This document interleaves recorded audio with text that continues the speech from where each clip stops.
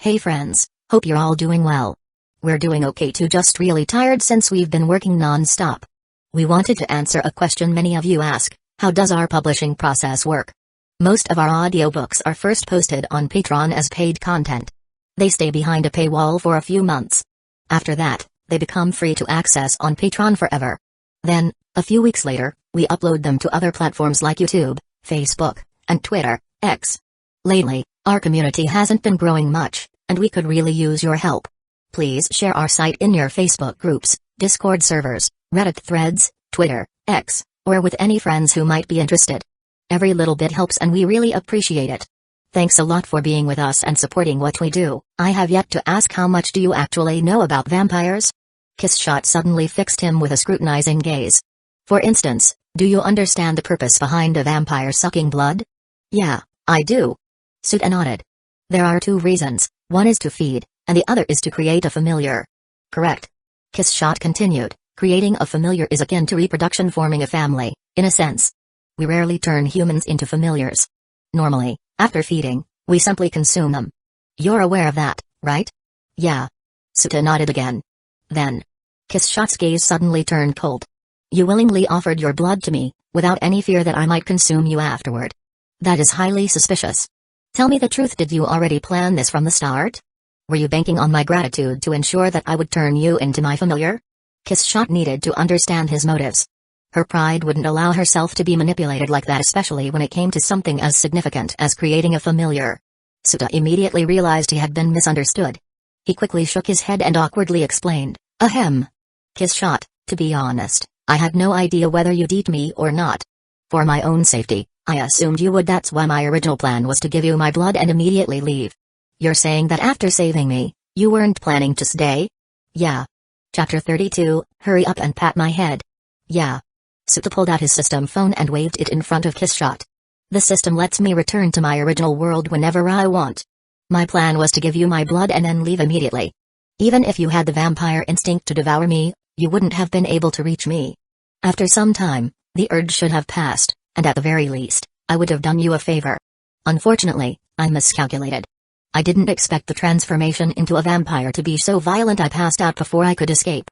As Suta spoke, he suddenly felt a wave of realization wash over him. Good thing you drank my blood with the intent of making me a familiar. Ahem. He immediately stopped himself from finishing that thought. After all, creating a familiar was essentially equivalent to that sort of act. Saying it out loud in front of Kissshot was basically stepping on a landmine. However, he was overthinking things. Kissshot showed no signs of embarrassment or anger. In fact, she was utterly unfazed. As a vampire, she also carried elements of a succubus, which meant that she was completely unbothered by sexual topics. Despite her strong sense of chastity essentially treating her purity as sacred, she had zero discomfort discussing such matters. She wouldn't even blink. You really are an idiot.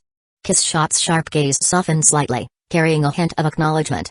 Most people in your situation would have run without hesitation. Yet, you chose to stay behind and offer your blood to me. You truly are. Though she called him an idiot, she didn't dislike people like him. In fact, she rather appreciated it. As a vampire who had lived for over 500 years, she had an unimaginable amount of life experience. Telling whether someone was lying was child's play for her. And she could tell Suta wasn't lying. It's not a big deal, Suta shrugged. Unlike normal people, I can't die from losing blood. That makes my situation different. For him, this wasn't some grand sacrifice. He had multiple ways to resolve his own situation. If nothing had gone wrong, he'd probably already be back in his apartment, chatting with Rya's Greenery after using the invitation to summon her. Once she agreed to turn him into a devil, his blood loss problem would have been solved. Servant, stop standing there. Kneel down. Kissshot's sudden weird request snapped Suta out of his thoughts. He didn't refuse and obediently crouched down. Kissshot nodded in satisfaction, then reached out and ruffled his hair. Suta froze. Kissshot then spoke, Servant, you have a flaw. You are too humble. Or rather, you are too fixated on the idea that you are just an ordinary human. From my perspective, there are very few people who would do what you did unless they held special feelings for me. Suta. Kissshot might actually have some kind of mind-reading ability. As a hardcore otaku, Suta did have a natural affinity for fictional characters. When it came to helping them, his motivation was way higher than it would be for ordinary people. If Kissshot had been some hideous tentacle monster instead. Well, if he had the ability to save them, he'd probably still consider it. As my familiar, there's no need for you to act so humble in front of me. I've already acknowledged your character. If you deny it, wouldn't that be an insult to me? That would be very displeasing. Saving your pride, huh? Suta glanced at Kiss Shot's tiny arms and short little legs. Fine, fine. I promise I won't be humble anymore. I'm just a naturally kind person, okay? For some reason, he felt like he was humoring a child. His tone was almost fond. Kiss Shot noticed.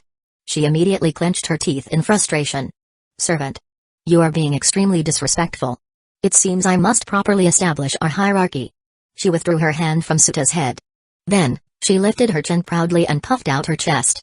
Well, she tried. Her chest was completely flat.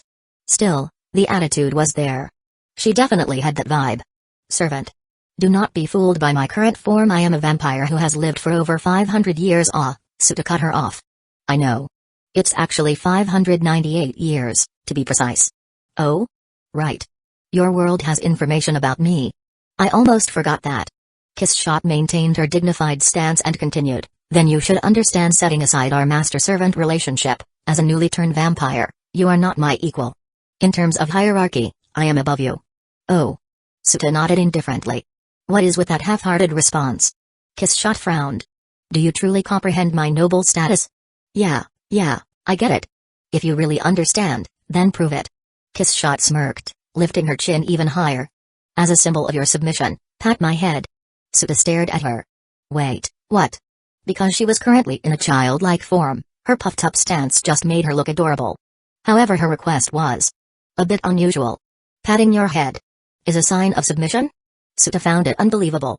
Did vampires really have such a weird social structure? He knew the general plot of Kazekage, but it wasn't like his brain was a database. There was no way he could remember every little detail. Of course. Kiss Shot scoffed. How can you claim to understand my history when you don't even know this? Suta frowned. But didn't you just pat my head earlier?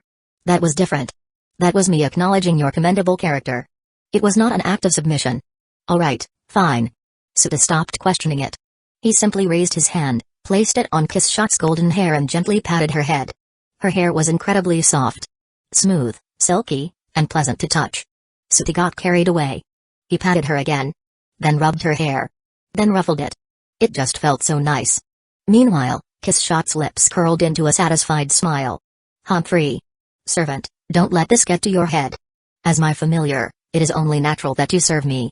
If I command you to pat my head, you must be available at any time, no matter where we are. She puffed up her chest again. Even though she had nothing there. The patting session lasted for several minutes. By the end, Kiss Shot's pride was fully restored. Her elegant face carried a content smile. It was obvious to anyone she was in a really good mood. At that moment, Suta finally realized she wasn't joking. This was actually a real vampire tradition. What the hell? Chapter 33, I can just self-harm to lose weight now. After this bizarre bonding moment, Suta and Kiss Shot became much more familiar with each other.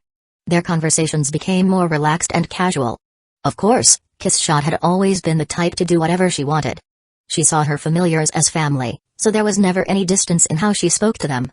It was only Suta who had been overly formal at first. By the way, servant. Back in the abandoned classroom, Kiss Shot sized him up with a curious look. Then she lifted her small hand and knocked on his chest. You seem somewhat more physically fit now. Your body has become much firmer than before. Huh? My body changed? Suta blinked in surprise. He looked down at himself. His physique did seem more refined. His body proportions looked better, his muscles felt tighter. Everything about his appearance felt more balanced. He reached down and touched his stomach. Was that ABS he was feeling? Suta's eyes widened in shock. He hurriedly lifted his shirt to check. And sure enough, not only did he have ABS, but even his V-line was showing. His muscles were well defined, but not in a bulky, bodybuilder way. His frame still looked lean and well proportioned. What is this? Suta pinched his stomach. Most of the fat was gone. Kiss Shot, watching him closely, smirked and offered an explanation. When a vampire regenerates from an injury, the regrown part isn't an exact copy of the original, it reforms into a healthier version. Judging by your previous body, you must have been in terrible shape. Yes. You looked like someone who barely exercised. Your body fat percentage was too high. Naturally, after regenerating in a healthier state, your physique has changed. So that's it. Suta glanced at his arms. I must have burned away a lot of my flesh when I exposed myself to the sunlight earlier. And when it regenerated, my whole body got an upgrade. A grin crept onto his face. This was amazing. He just found a shortcut to fitness. No exercise. No dieting.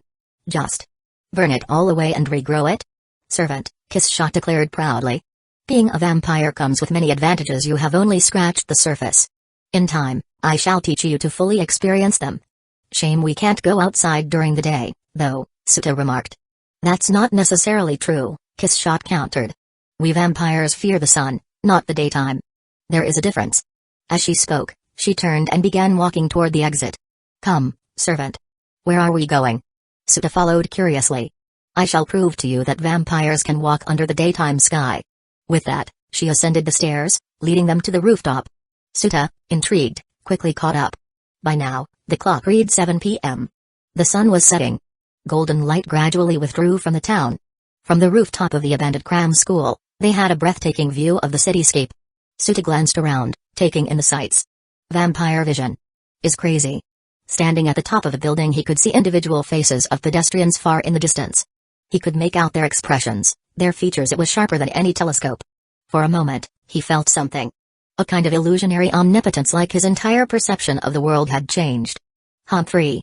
Kiss Shot stood at the edge of the rooftop railing, completely unbothered by the height. The wind swept through her golden short hair, making it shimmer in the fading sunlight. Well, servant, do you finally understand the joys of being a vampire? Yeah. I guess so. Suta looked up at the dimming sky. It was darker than before, but not pitch black yet. He frowned. How exactly does this vampire's fear sunlight thing work? The concept itself felt strange to him. He gazed toward the horizon. The sun itself was no longer visible, but the sky wasn't fully dark yet. And yet here he was, standing on the rooftop. And he felt completely fine. The sun. Kiss Shot followed his gaze. Then, she spoke. Servant, you have misunderstood something. We vampires as supernatural beings do not fear the physical presence of sunlight. What we truly fear is the concept of sunlight. Think of it this way. Kiss Shot gestured toward the horizon. On a cloudy day, humans often say, the sun isn't out today. But in reality, the sun is still there, shining beyond the clouds. However, because humans perceive it as absent, we vampires also perceive it as absent. She pointed toward the setting sun. For example, right now, the sky isn't completely dark, yet humans would say, the sun has set. Therefore, we vampires can move freely. Suta mulled over her words. So basically, vampires are shaped by human perception? Exactly, Kiss Shot affirmed. We supernatural beings, our existence depends on human beliefs. That explains a lot. Suta nodded in understanding. It made sense why vampires had such inconsistent weaknesses. So long as they were protected by shade, they were safe. And on cloudy days, they could move freely. He already knew these details before, he just hadn't thought about them in a while. Still, there was something unusual about all this. Suta turned to Kiss Shot and asked, you seem really fixated on emphasizing the benefits of being a vampire. He narrowed his eyes. Are you trying to convince me to accept my new identity? To fully embrace life as your familiar and stay by your side forever? Realizing this possibility, Suta was genuinely surprised. That wasn't how he had expected things to go. Wasn't Kiss Shot supposed to have an extreme desire to die? What Suta didn't know was that Kazekage had actually explored this very scenario before. Maybe it didn't feel that way to him, but for Kiss Shot, a familiar was the same as family. Gaining a new family member was bound to have a profound effect on her mindset. That's why, in Kazekage, Kiss Shot once asked Kami Araragi, would you be willing to live forever by my side? In the end, Kami chose to become human again. So, Kiss Shot decided to die for him. And now the same story was unfolding. Only this time, it was happening with Suta instead. Just in a slightly different way. Hearing Suta's words, Kiss Shot uncharacteristically fell silent for a few seconds. She didn't look at him. Instead, her gaze wandered to the distant streets, watching the sparse pedestrians and the dimming cityscape. Then, softly, she spoke, servant, which is better, being human, or being a vampire? Chapter 34, can I have both? Servant, which is better, being human, or being a vampire? Kiss Shot continued gazing at the fading skyline as she asked. Her tone was casual, as if she didn't really care about the answer. But Suta had a feeling that deep down, she wasn't as calm as she seemed. So, he answered honestly, being a vampire has plenty of advantages that humans can't even dream of. But in this world, vampires have to eat people, don't they? That's something I just can't accept. No matter what. I see. For the briefest moment Kiss Shot, unseen by Suda, wore an expression of quiet loneliness. As I thought. I should have known you'd want to become human again. Finally, she tore her gaze away from the cityscape and turned to face him. Then, she gave him a smile. A smile that, for some reason, looked devastatingly tragic. I will turn you back into a human, servant. I swear it upon my own name. Her voice, carried by the evening wind, seemed to be woven with a deep sorrow so vast, it felt as heavy as a mountain. What kind of emotions? What kind of resolve did she carry in her heart, to say those words? Suda didn't know. And frankly, he didn't want to know. Because the next thing he said was, wait, hold on. Vampire powers are pretty amazing. Is there a way for me to become human again, but keep all the cool abilities like the strength, speed, jumping power, regeneration, and all that? Kiss Shot? Servant. I never expected you to be this greedy. Kiss Shot stared at him, completely expressionless. She couldn't keep up with his ridiculous thought process. To turn him back into a human, there was only one way. Suta, as her familiar, had to fight her and drain her blood completely, severing the master-servant bond. That meant Suta would become human again. But as a vampire, being drained of her blood would mean Kiss Shot would die by his hands. Yes. Kiss Shot had already resigned herself to dying for her familiar. That was the resolve she carried when she made her promise. And yet this heavy, tragic, life-and-death decision was completely ruined by Suta's one dumbass question. And the worst part? He wasn't even aware of how much he had butchered the mood. I wouldn't call it greed, really. Suta said casually. It's just. You know that saying, it's easy to go from poor to rich, but hard to go from rich to poor? I mean, now that I have these abilities, it'd be a waste to throw them away, right? So yeah, I'd like to be human again. But I also want to keep all the vampire powers. Is that too much to ask? You are unbelievably honest about your desires. Kiss Shot was now completely speechless. This servant of hers, did he seriously want to have it both ways? Unfortunately, I cannot grant such a thing. She sighed, looking mildly exasperated. You must choose, servant. Either remain a vampire, or return to being human. There is no in-between. But Suta, he just smiled. That's not necessarily true. Then he pulled out his system phone. You probably haven't explored this thing much, have you? He waved the device in front of her. Kiss Shot's crimson eyes flickered. The system phone, huh? Kiss Shot reached for her waist and pulled out a phone identical to Suta's. She furrowed her brows slightly, feeling utterly speechless. When she had used her matter creation ability to craft her frilly dress, she had deliberately avoided making pockets just so this damn phone wouldn't cling to her. And yet, it was stubborn enough to attach itself to her outfit anyway. How persistent. Suta didn't notice her exasperated expression. He was too focused on navigating the friend's chat system, casually scrolling through past messages as he spoke. Kiss Shot, do you remember the conversation I had with Tokizaki Kurumi about the marketplace system? The marketplace. Kiss Shot tried to recall. I have a faint impression, but not much detail. Alright, let me explain. Suta brought his phone closer to Kiss Shot, opened the marketplace interface, and began walking her through it. On the screen, aside from the usual travel cards and invitation letters, there were 3 additional items, a bag of crispy noodles, a single 4th bullet, and 100 years of lifespan. Each had been uploaded by either him or Kurumi. Suta put extra emphasis on explaining the upload item function, using his own uploads as examples. After hearing his explanation, Kiss Shot asked, so, what exactly are you trying to accomplish with this? As she spoke, she felt even more exasperated. How did they go from a serious conversation about sacrifice and redemption to discussing the system's online shop? She had just made peace with her resolve to sacrifice herself. And now, what? What was the point of all that? It's not exactly a solution, just a hypothesis, Suta said, completely ignoring her frustration. Then he pointed at the marketplace interface and said, this upload item function is incredibly useful, and it covers a wide range of things. It doesn't just allow you to upload objects, even conceptual abilities can be uploaded. Hell, even my lifespan was accepted as a listing. And? I'm thinking, Suta continued, voice filled with anticipation, what if we tried uploading our weaknesses as items? If my theory is right, he added, then if we upload a weakness, we should lose that weakness in return. The vampires of this world had a lot of weaknesses: sunlight, garlic, crosses, needing to consume humans to survive, being dependent on human belief to exist, and more. If they could upload all of these, wouldn't that mean they'd be one step closer to becoming a perfect life form? Your idea. At first, Kiss Shot wasn't convinced. But then, after thinking about it for a moment, She actually started to feel tempted. It's definitely worth testing. I'll go first. Since Suta was the one who suggested it, he volunteered to try. Unfortunately, the system ruthlessly shot him down. Error. Innate weaknesses cannot be uploaded as marketplace items. However, the host may upload the entire Monogatari series Vampire Bloodline, or upload individual vampire abilities as separate listings. Weaknesses, however, cannot be uploaded separately. Welp. No loopholes to exploit.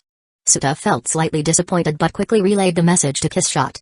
Chapter 35, Vampires Won't Fear the Sun Anymore. Kissshot, while slightly disappointed, wasn't particularly bothered. Unlike Suta, she didn't care that much. After all, she still had suicidal tendencies. If the system took away her ability to sacrifice herself, she would actually be upset about it. Suta, on the other hand, took a moment to get over his disappointment. He had just been hoping for a freebie, a way for the system to erase his weaknesses for free. If he couldn't be a freeloader, though, it wasn't too big of a deal. After all, he had the entire anime multiverse to rely on. Fixing vampire weaknesses should be easy. Not to mention, he still had his unused invitation letter. If he just sent an invite to Rya's Creamery, she could turn him and Kissshot into devils. Wait. Suta suddenly paused.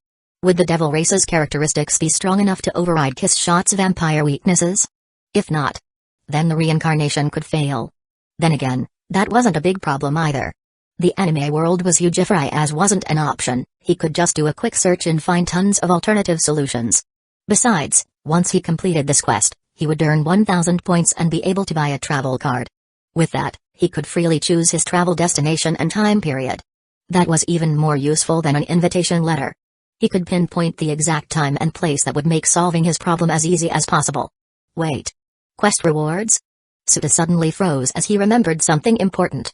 The solo quest that the system had assigned him. Didn't it promise more than just points? Aside from 1,000 points, the reward also included one immortal body evolution opportunity. When the quest first appeared, he had been too busy worrying about saving Kissshot to ask the system what it meant. Then, after she turned him into a vampire, he passed out for 2 days and completely forgot about it. Now that he thought about it, what did immortal body evolution even mean? Suta quickly asked the system, what exactly does the reward immortal body evolution opportunity do? Suta didn't waste time and asked directly. This reward allows an immortal body to evolve towards a more perfect state, eliminating any weaknesses caused by different world-setting limitations on immortality. Why does this sound like it was specifically made for vampires in this world? Suta was a bit surprised. Did the system already see through everything from the beginning? That said, he had to admit this reward was amazing. It was the perfect solution to his current condition. He wouldn't even need to use the invitation letter anymore. Oh, right, Suta asked again, will this kind of reward show up in future quests? He immediately thought of Kissshot. If the reward could appear again, then her weaknesses could be perfectly fixed as well. The appearance rate is random. However, the host does not need to worry. Once a special reward has appeared in a mission, it will become available for purchase in the marketplace after the mission is completed, using points. That answer reassured Suta. He even felt a little excited. After all, system marketplace items are infinitely purchasable. That meant, not only could Kissshot be saved, but if other vampire characters joined the friends chat in the future, like Arcuaid Brunistiot, who struggled with bloodlust, or Letitia Draculi, who feared the sun, their weaknesses could also be removed with ease. And it wasn't just vampires, any immortal beings with flaws could be fixed. For example, the demons in Demon's Lair, Kaimitsu no Ida. Just as he was deep in thought, suddenly, Suta felt a hard kick against his knee. The force was strong, making him wince slightly from the pain. He looked down and saw Kissshot, her cheeks puffed up in frustration, looking extremely displeased. Sorry. Suta awkwardly rubbed the back of his head. I was thinking about something. Suta. Kissshot narrowed her golden eyes. You already used that excuse the last time you zoned out. Clearly, she wasn't buying it. Suta didn't hide anything from her and admitted, I was communicating with the system through my thoughts. You should try it, it's pretty useful. Just think about what you want to ask, and it'll respond. Mind communication? Kissshot raised an eyebrow, curiosity piqued. She gave it a try. Her surprised expression afterward confirmed that it worked. Suta only now realized, oh. So I don't have special privileges after all. Oh, by the way, Suta suddenly looked at Kissshot and said, I found a way to remove all vampire weaknesses. Remove weaknesses? Kissshot's gaze turned serious as she stared at Suta. Suta. Her voice was quiet, but it carried undeniable weight. Are you saying that, instead of relying on me, your master to help you, You would rather place your faith in that mysterious system. To die for her servant, that was the new path she had chosen for herself. It was the perfect way to end her existence. She had resolved herself to this choice. It wasn't something she could just throw away. And she absolutely would not let some ridiculous system interfere with that decision. Wouldn't it be better? She whispered. If I were the one to return you to humanity? Hearing her words, Suta fell into a rare moment of silence. For once he didn't know how to respond. Kissshot's suicidal tendencies were not an easy problem to solve. But maybe they weren't as severe as he had originally thought. At first, Suta assumed that Kissshot's desire to die was absolute. That was the logical conclusion, given everything he knew. But something she did earlier made him question that belief. She had been enthusiastically showing him all the benefits of being a vampire. Why? There was only one possible explanation. Maybe deep down she actually wanted someone to stay by her side. Someone to live with her. Someone who wouldn't leave her alone. A single person couldn't endure immortality. But two people could maybe support each other and keep going. That's what she was really thinking, wasn't it? If that was the case, then solving her inner conflict might not be as impossible as he first assumed. After about 10 seconds of silence, Suta finally lifted his gaze to meet Kissshot's eyes. He spoke firmly. Kissshot, do you know why I want to return to being human? Kissshot's golden pupils flickered. You already told me. She responded. You don't want to drink human blood, so you reject being a vampire. Isn't that right? Suta nodded. Yeah. The reason I don't want to be a vampire is because I don't want to eat humans. Then, he continued, but it's not because I don't want to spend my life with you. His voice was calm, sincere. A single person living forever must be a lonely and boring thing. He said. So lonely that you might even start wanting to die. But if there were two of us, if we had each other, I think we could keep each other going. Chapter 36. I took off my pants for this. Even though Suta spoke with deep sincerity, in reality, he was totally bullshitting. I mean, he was only 20 years old. A 20-year-old saying, living forever sounds boring. I'd probably get so tired of life that I'd want to die. He didn't even believe himself. Rich people's happiness is beyond your imagination. And for immortals, probably the same thing. On the other side, hearing Suta's straightforward words, Kissshot did not show any signs of embarrassment. She was, after all, a 500-year-old vampire. Why would she blush over this kind of talk? However, right now, her expression looked a little dumbfounded. Servant. Kissshot's golden eyes narrowed. Are you saying that you're actually willing to stay with me forever? What's going on here? Didn't he say he didn't want to be a vampire? If he wasn't a vampire, that meant their master-servant bond would end. At that point, one of them would be a man-eating monster. The other? A normal human with human morals. Wouldn't they naturally become strangers? So why was he still saying this kind of thing? Of course, I'd stay with you. Suta nodded confidently. Then, he suddenly asked, Kissshot, did you forget something? Kissshot frowned slightly. Forget what? Suta chuckled. Before I even met you, I was already immortal. Kissshot's pupils shrank slightly. Suta tilted his head. Think about it, I'm immortal. You're immortal. And we're connected by this system. Weren't we already going to live together forever? Not the same. Kissshot's voice dropped slightly. She stared at him with sharp eyes. Suta. If you're no longer a vampire, then you and I will no longer be the same. She paused. Then, her voice became even colder. You must not forget I am a man-eating monster. If you don't become like me, there will always be a gap between us. There will always be conflict. And eventually, you'll start to hate me. So this is what you're worried about? Suta finally understood why Kissshot was so conflicted. Oh. So she actually cares about the eating humans thing. That's what's really bothering her. Because, yes, vampires eat humans. That's a fact. And because of that fact, it was nearly impossible for humans and vampires to coexist. Even if a human said they didn't mind their vampire partner eating people, could they really be completely okay with it? Could they guarantee they wouldn't have even the slightest resentment? Suta was honest with himself. If he were in that situation, he'd probably feel some type of way about it too. Servant. Kissshot's expression was serious. Her golden eyes shone with determination. If you don't want to eat humans, that means you will eventually despise me. That is inevitable. Suta. Her voice was clear and unwavering. What you want is nothing but a foolish fantasy. If you want to stay by my side, then, you must first become a monster. When Suta had said he wanted to stay with her forever, Kissshot had been genuinely moved. She had been alone for so long. No one had ever said anything like that to her before. Earlier when she had asked him, Do you want to be a vampire or a human? She wasn't just asking for his answer. She was using his answer to decide for herself. If he said vampire, then she would try to take the first step toward living, but since he chose human, she had no choice but to accept her fate and go through with her plan to die for him. That was how things were supposed to go. But then Suta completely ruined her plans. Because, for some reason, he didn't want just human. And he didn't want just vampire. No. He wanted both. I want to be a human. But with vampire powers. This guy is so greedy. Even Kiss Shot was speechless. She had no idea how to respond to this ridiculous train of thought. Suta. Kiss Shot's voice carried a hint of disbelief. Have you ever considered the opposite? Opposite? Suta blinked. What do you mean? I mean. Kiss Shot's golden eyes narrowed slightly. Instead of you becoming a monster like me, have you thought about making me like you? Someone who doesn't need to eat humans? Suta's lips curled into a smile. Exactly. Kiss Shot's expression shifted slightly. You mean to say she hesitated? That's even possible? I can't do it, Suta admitted. But. He casually pulled out his system phone and shook it in front of her face. We have this, don't we? The system can help us achieve that goal. Suta let out a tired sigh and gave her a helpless look. Honestly, I was trying to tell you that earlier. But you completely cut me off. The truth is, I already found a way to remove all the weaknesses of a vampire's body. That includes the need to eat humans. Kiss Shot fell silent. For some reason, she suddenly felt like everything was unreal. Wait. So, my problem is solved?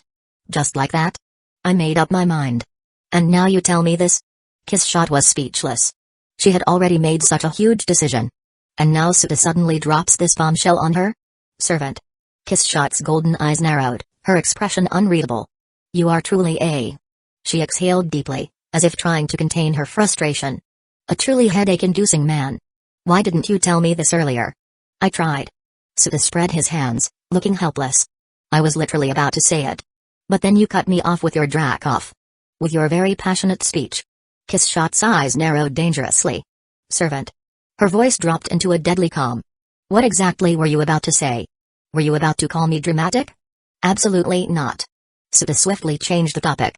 But. For my plan to work, you can't be too attached to your identity as a vampire. And you can't actually enjoy eating people. Suta looked at her seriously. His voice was calm but firm.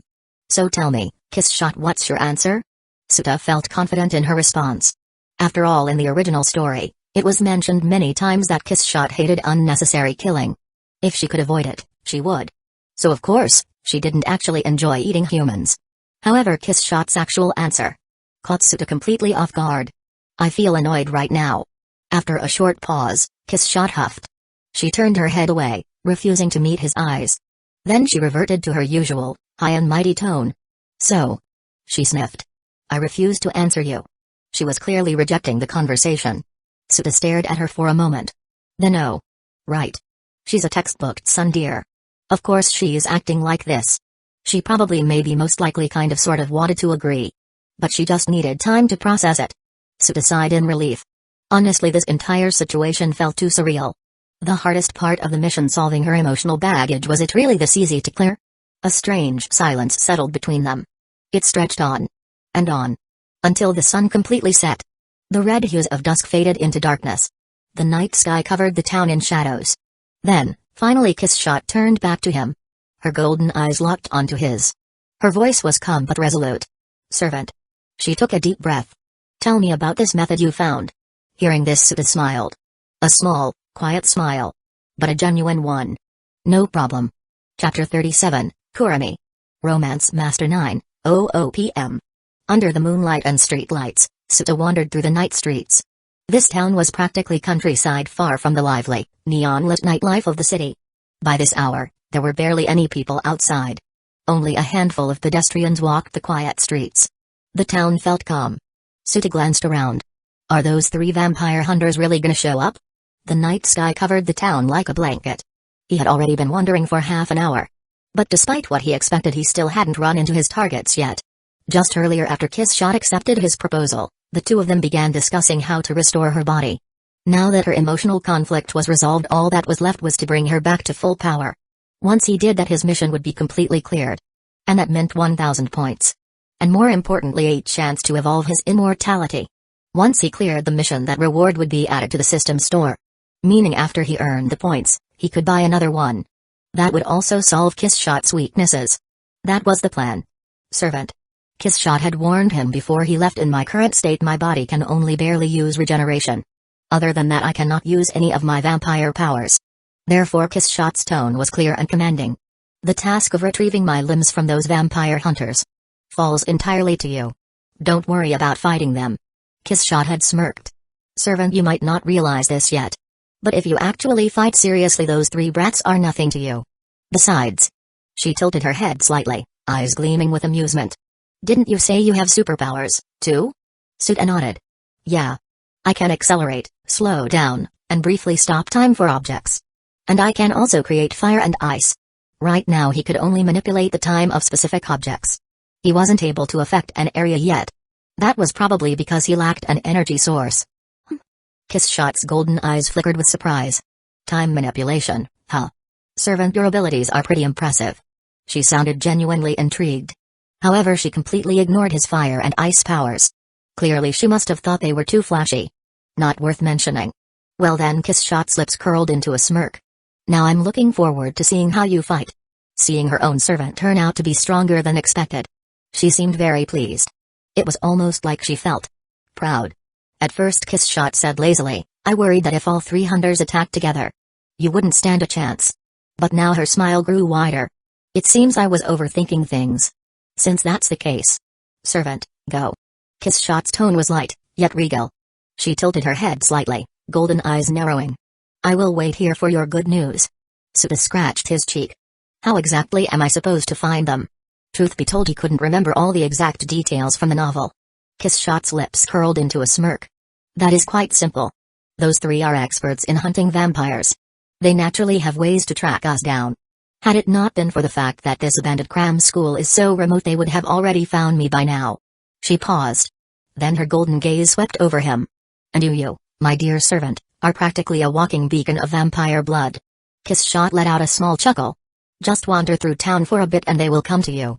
And so, Suta left. He didn't ask Kissshot to come along. After all, if something unexpected happened, in her current state, she would be way too easy to kill. It's been almost half an hour. Suta frowned. Still no sign of them. As he walked down the dim streets, there were fewer and fewer pedestrians. At the same time his eyes darted around more and more frequently. The ones he was looking for. Dramaturgy. Episode. Guillotine Cutter. They were the 3 vampire hunters who severed Kissshot's limbs. Dramaturgy took her right leg. Episode took her left leg. Guillotine Cutter took both her arms. As for her stolen heart, that was taken by Mimo Shino. But Suta wasn't looking for him right now because he had no idea where to find him. In the original story, Oshino had appeared on his own when Araragi first encountered the vampire hunters. Right now Suta could only hope the story would stay the same. That Oshino would appear when the hunters found him, wanting to mediate the situation. Otherwise, getting that heart back was going to be a real pain. Suddenly a buzzing vibration jolted his pocket. Suta blinked, startled. His right hand instinctively reached into his pants pocket, pulling out the system phone. The system phone had one very special trait: whenever you needed it, it would always appear within reach. Even if you didn't have pockets, it would literally stick to your clothes. Like some kind of yindir. Suta distinctly remembered leaving the phone back at the cram school. How the hell did it end up back in his pocket? Shaking his head, he unlocked the screen. A new message had appeared in the chat group. Tokaizaki Kurumi, Suta. I finally escaped from Dem's pursuit. Even Ellen Myra Mathers was deployed this time. I must say that was quite the thrilling experience. Seeing that it was from Kurumi, Suta's lips quirked slightly. Suta, long time no see, Kurumi. Tokaizaki Kurumi. Long time no see? It's only been 4 hours, hasn't it? Suta, for me, it's been almost 3 days. Each world has a different time flow and there's no set pattern to it. By the way, you mentioned Ellen? As in, the strongest magician in that world? Suta furrowed his brows. He remembered that in the novel, she was called Ellen. Was this just a translation difference? Tokaizaki Kurumi, that's right. Dem went all out this time. Both Atsuke Kotori and Ellen Myra Mathers came after me. Fighting them was quite the hassle. Suta, are you hurt? Tokaizaki Kurumi, oh my Suta, you care about my body so much. How could I possibly let myself get injured? I have to keep it in perfect condition just for you, Suta. How does she always find a way to flirt mid-conversation? Kurumi Romance Master. Tokaizaki Kurumi, by the way, Tsutoyu said 3 days have passed for you? That means you haven't been sneaking around behind my back like a cheating cat, have you? Suta, of course not. Wait, what? Why the hell are you calling me a cheating cat? We're just friends, aren't we? Tokaizaki Kurumi, good. She completely ignored the last part. She only saw the answer she wanted. Suddenly another message popped up. Kiss shot, Suta. Servant, it's been half an hour. Why haven't you returned yet? Are those 3 brats really that hard to deal with? A pause. Then Tokaizaki Kurumi. Tokaizaki Kurumi, Suta. What's this about? Since when did you get so close to this kiss shot lady? And what does she mean by return? Are you two living together? Tokaizaki Kurumi, Suta. Explain. Now. Suta. No time for that. Because a chilling sensation suddenly crept up his spine. It wasn't from the weather. It was the instinctive warning of a vampire's danger sense. Suta's hand tightened then, without hesitation he threw the phone aside. His eyes snapped forward. There a towering, muscular man was approaching. Suta's eyes narrowed. The first target had arrived. Chapter 38, Can you let me finish talking? From Suta's right a towering man appeared. He strode forward then, exactly 10 meters away he stopped. Upon closer look, he was massive. At least 2 meters tall, maybe more. For comparison, Suta, who was just over 180 centimeters, barely reached the man's upper waist. And his build? Ridiculously muscular. His shirt strained against his biceps, barely holding back explosive power. A headband pressed down his hair, keeping his bangs in place. And beneath that his piercing gaze was locked onto Suta, filled with authority and severity. Dramaturgy. Suta muttered his name under his breath. Dramaturgy wasn't human. He was a vampire. But a vampire that hunted his own kind. Did that surprise Suta? Not at all. After all, every species, including humans, had a history of slaughtering their own kind. That applied to vampires too. The only thing bothering Suta right now was just how massive this guy was. This dude looks like he could punch an elephant to death. And yet that wasn't the end. From Suta's left a second figure approached. This time the man was leaner. He wore a white, high-collared school uniform. His thin face had a sharp, almost immature look, but his eyes were terrifying. Sharper than even dramaturgy's. They glistened with an undeniable killing intent, as if he wanted nothing more than to rip Suta apart. And on his shoulder he carried a gigantic silver cross. At least 3 times the size of a normal human body. A weapon that looked absurdly terrifying. Suta's eyes flickered. Episode. A half-human, half-vampire hybrid who absolutely despised vampires. And then from behind Suta a third man approached. His hair was spiky, almost porcupine-like. A clergyman's robe draped over his figure. But unlike the other two, he gave off a gentle aura. His gaze wasn't sharp, and his expression was almost kind. But Suta knew better. This man was Guillotine Cutter. The one who stole Kiss Shot's arms. Suta remembered him best. Because out of all the characters in Kizumonogatari, Guillotine Cutter was the only one who actually died. The only one who got eaten alive. Literally. The 3 vampire hunters closed in. Suta was surrounded. A mouse trapped in a cage. Did he panic? No. Because he had no intention of running away. Right now he was forcing himself to believe these guys are weak. These guys are trash. I can take them down easily. He repeated it in his head, over and over until his confidence surged. I can win. This is not a hallucination. The tension eased. His nerves were still tight, but his mind was completely focused. For his first real fight he was ready. Huh? What's up with this guy? The first to speak was Episode, the one carrying the huge cross. He's not even Kiss Shot herself, right? He sneered. Who the hell is he? Some random guy? This is hilarious. He should be her familiar. Dramaturgy's deep voice responded. He was much calmer than Episode. His serious tone carried authority. A surprisingly intelligent remark from a man who looked all muscle, no brain. You're correct. Guillotine Cutter, the priest, spoke next. His soft voice contrasted the other two. This town is too remote. A random vampire wouldn't just appear here. This young man is undoubtedly Kiss Shot's familiar.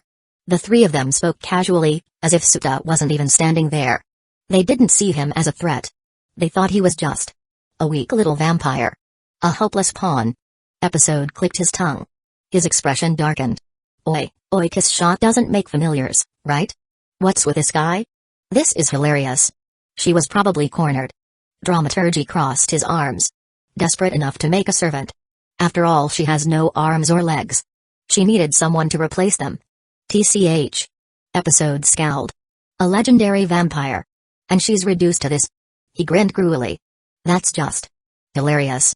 Episode sneered in disdain. Suta couldn't help but glance at this oddball.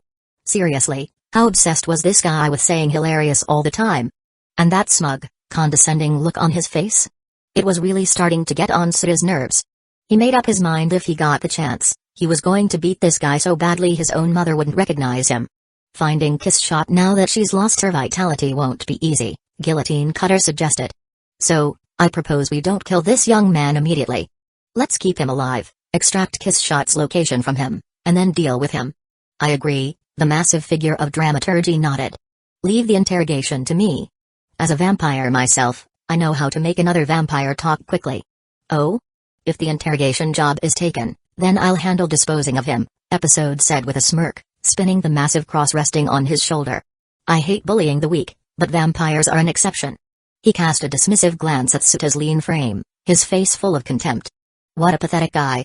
Hylaruk? Before Episode could finish his sentence, a foot rapidly expanded in his vision. A split second later, it slammed directly into his face. His arrogant expression warped instantly. With a forceful wham, his front teeth went flying, his nose caved in, and blood gushed out. His entire body was sent soaring backward, crashing into a closed storefront. With a resounding boom, the shop's metal shutter caved inward from the impact. Suta retracted his leg, gazing at the now embedded Episode, and mockingly mimicked his tone. So this is a vampire hunter? Hilarious. As soon as those words fell, both Dramaturgy and Guillotine Cutter's expressions turned grim. This situation was beyond their expectations. This young man had some serious skill. Chapter 39, My body is made out of phones, my blood is of iron and my heart of glass. In Kizumonogatari, Mimoshino once brokered a deal between Kami Araragi and the three vampire hunters. Each side wagered something Kiss Shot's whereabouts and her severed limbs engaging in 3 separate battles. The winner would claim their desired prize. But Suta had no intention of negotiating. After his last attempt at diplomacy with Kurumi in the Bakano world ended in humiliation, he learned one thing: he sucked at negotiations. With Mimoshino absent, convincing the vampire hunters to make a bet was practically impossible. So, he wouldn't even bother talking, he'd just beat them into submission. His plan was simple: overwhelming force to seize Kiss Shot's limbs. So this is a vampire hunter? Hilarious. Without waiting for them to react, Suta attacked again. The entire right side of his body turned a chilling, purplish blue. An icy aura radiated from him, sending shivers through the air. While you were wasting time talking, I was already preparing my attack. Suta smirked tauntingly. Don't you guys feel like it's gotten a lot colder? Move. Dramaturgy sensed danger and immediately dropped his dismissive attitude.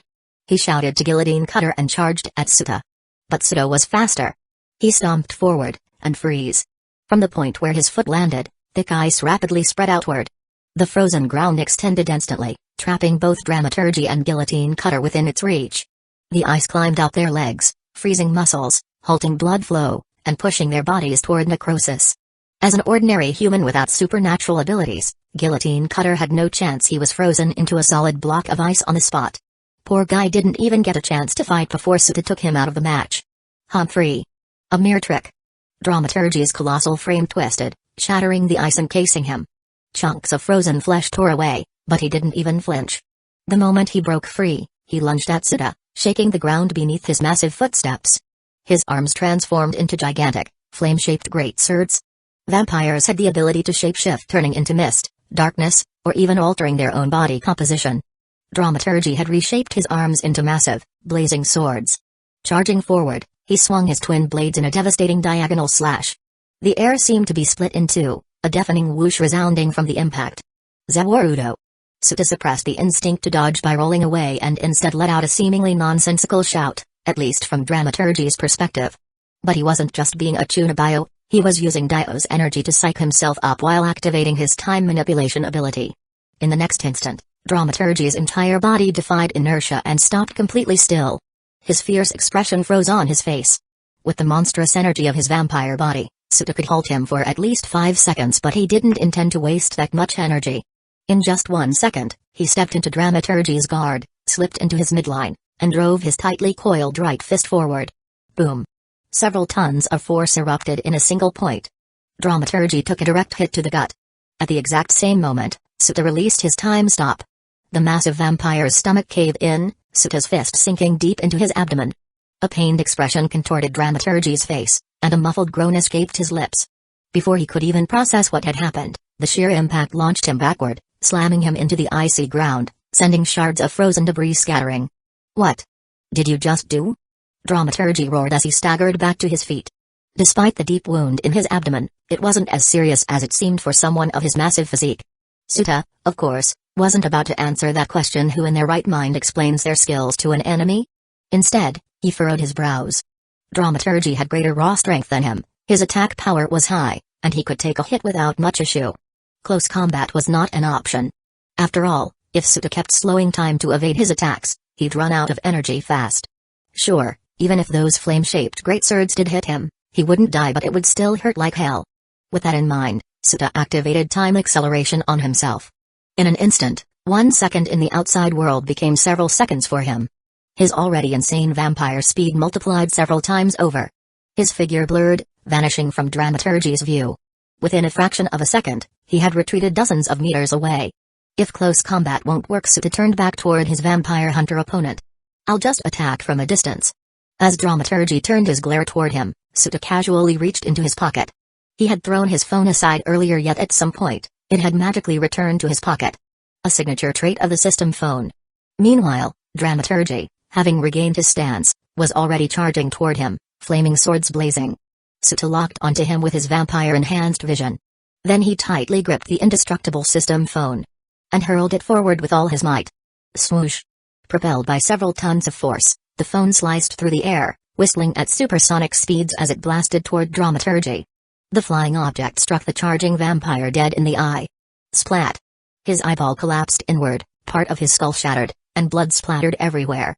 The massive vampire let out a deep, pained howl. "Oh? This actually works?" A delighted grin spread across Suta's face as he reached into his pocket again and pulled out another phone. After quickly taking aim, he hurled the second phone forward. Crack! It slammed into Dramaturgy's chest, piercing through his torso, leaving a gaping hole. Then Suta reached into his pocket once more and pulled out another phone. And then another. And another. Thus began his technique, unlimited system phone works. As Dramaturgy's expression twisted into sheer despair, Suta fired off 5 consecutive phone throws. Each directly hit its mark. By the time he snapped back to reality, Dramaturgy was already lying on the ground, defeated. His first real battle had ended in an overwhelming victory. A surge of euphoria welled up in Suta's chest. "Damn! I really am this strong?" A maniacal grin spread across his face. "I'm so freaking hyped right now." Chapter 40, "This phone is more op than a Nokia. I'm so freaking hyped right now." Suta barely finished his sentence when a powerful gust of wind hit his back. His instincts screamed at him to dodge, and he twisted to the side, but he was a fraction too slow. Something heavy slammed into his back, sending him stumbling forward. Boom! A thunderous crash followed as the massive object hit the ground. Suta winced, rubbing his back, and turned toward the source of the attack. A giant cross lay embedded in the pavement. Episode. "Looks like that kick earlier wasn't enough to finish you off. Humphrey, I didn't expect you to have that kind of ability. But if you think you can take me down with just that one attack, that's freaking hilarious." Episode's figure appeared beside the massive cross. He hadn't walked over, he had materialized out of thin air beside it, picking up his cross and hoisting it over his shoulder. A cross was supposed to be a vampire's weakness. However, as a half-vampire, Episode had human blood in his veins, which meant he didn't have that weakness. So, he could carry a cross and use it as a bludgeon, throwing and smashing it at enemy vampires with reckless abandon. It was a crude and brutally simple attack method, but it was unbelievably effective. For a normal vampire, getting hit even once would likely mean they'd never get back up. Because injuries inflicted by a cross were almost impossible to heal, even with regeneration. But for Suta? That was a different story. Sealing a vampire's regeneration? That has nothing to do with my cellular reconstitution ability. So you're using mist form to move around, huh?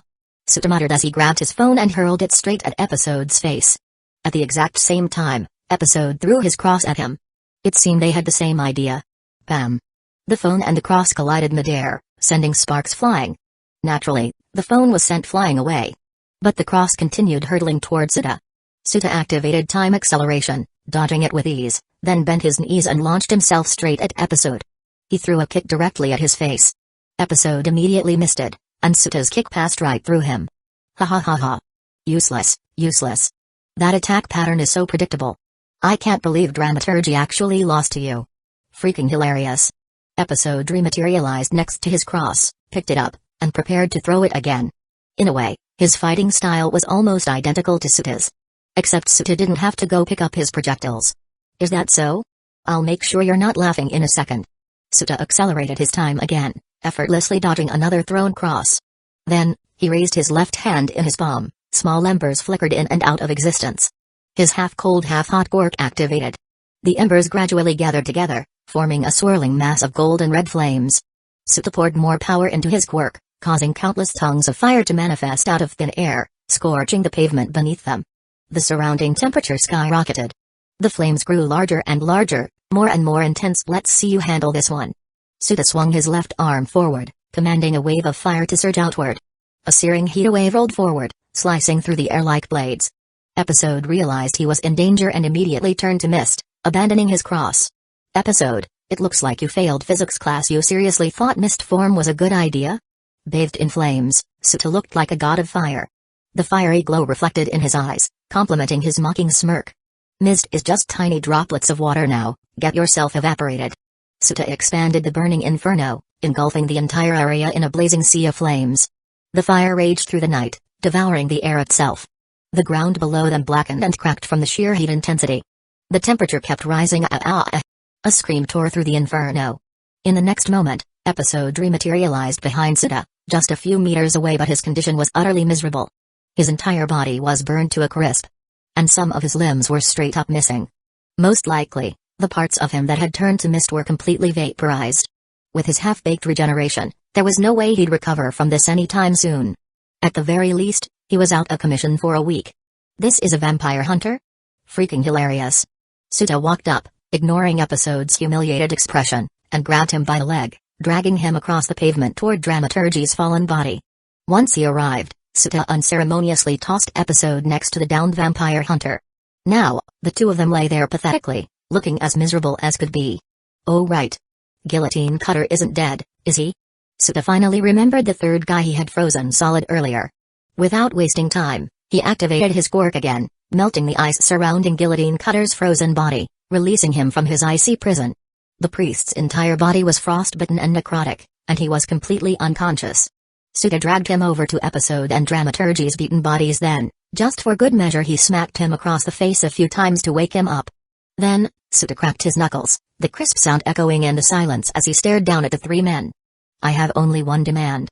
Suta raised a single finger and declared, give me back Kissshot's arms and legs, and I'll spare your lives. After saying this, even he felt a little helpless. If only he had some kind of hypnosis ability. While vampires did possess mind control powers, they could only turn people into mindless puppets, unable to actually alter their thoughts. Moreover, even among pure-blood vampires, only a select few with special bloodlines could use such abilities. Suta definitely wasn't one of them. So, he had no choice but to go with the most primitive method. Humphrey, do you think a little threat like that will scare me? That's freaking hilarious. Episode glared defiantly at Suta. Without saying another word, Suta simply picked up his system phone and chucked it right at Episode's face. Whack. Whack. Whack. A few more well-placed throws later, Episode's head was covered in blood, and he was howling in pain. He quickly shut his mouth.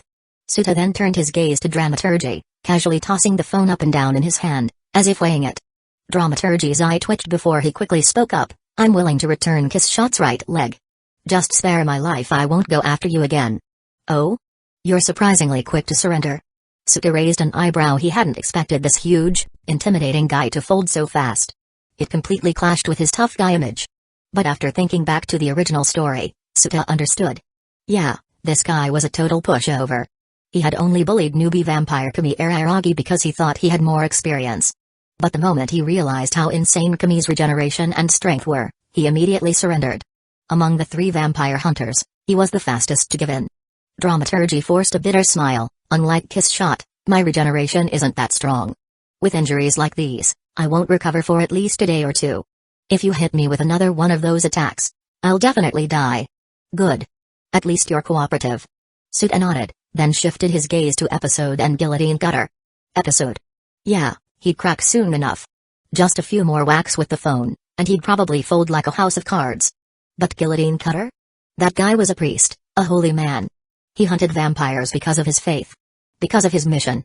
How was he supposed to make a guy like that submit? As Suta frowned, deep in thought, a voice from behind suddenly interrupted him. You seem to be in high spirits, Suta-kun. Did something good happen? Chapter 41, Do you really want the truth? The moment Suta heard that voice, his expression lit up. Because he instantly recognized it. Not because he was familiar with the speaker's voice, but because in the entire Monogatari universe only one man had the catchphrase, you seem to be in high spirits. Did something good happen? Come to think of it. Did this guy seriously just show up at the most convenient moment? Had he been watching the whole time? Suta pocketed his phone, turned around, and sure enough, a middle-aged man in a loud Hawaiian shirt was walking toward him. The man wore earrings, wooden sandals, and had an overall eccentric appearance, with a perpetually smug expression. If you didn't know any better, you'd think he was just some shady guy who went around hitting on people. This was Mime Oshino. Suta eyed him and asked, You know me? I heard about you from Kiss Shot. Mime pulled a pack of cigarettes from his shirt pocket, put one in his mouth but didn't light it. Was he just trying to look cool? To be honest, I'm really curious about you. After all, you're the guy who told Kiss Shot that you would turn her back into a human. Suta could almost hear the unspoken words in Mime's bemused gaze. Isn't that supposed to be the other way around? Suta couldn't help but be curious. How much do you actually know about me? Not much, but... Mime pinched his cigarette between his fingers, flashing a lazy smirk. I do know that you're another worlder. His eyes gleamed mysteriously, as if he could see right through Suta. And his expression? For some reason. It absolutely reeked of condescension. It made Suta really want to chuck a phone at his face. After a brief pause, Suta decided to test him. Or rather mess with him. Oh, so you know I'm from another world? Suta mused. Then he smirked and continued, Then that means you also know that my world is the real world and that this world is nothing more than a fictional story. That there are countless other fictional worlds like this one. And that you yourself are nothing more than a fictional character. Mime Oshino, apostrophe. Hold on. Did I just hear something absolutely insane? Whoa, Suta-kun. Mime waved a hand, his usual smug grin faltering. You're not seriously telling me that all of it is true, are you? Mime Oshino rarely showed surprise. That was because he understood the supernatural beings of this world. Whenever something strange happened, it was always linked to some kind of oddity and thus, it all fell within the realm of his common sense. So, he never found things surprising. But what Suta just said was way too absurd. I am a character from a fictional work? Mime Oshino asked, genuinely intrigued. If anyone else had said this, he definitely wouldn't have believed it. But Suta was a recognized otherworlder, someone Kiss Shot herself had acknowledged. His words carried weight. Suta nodded seriously, Yep.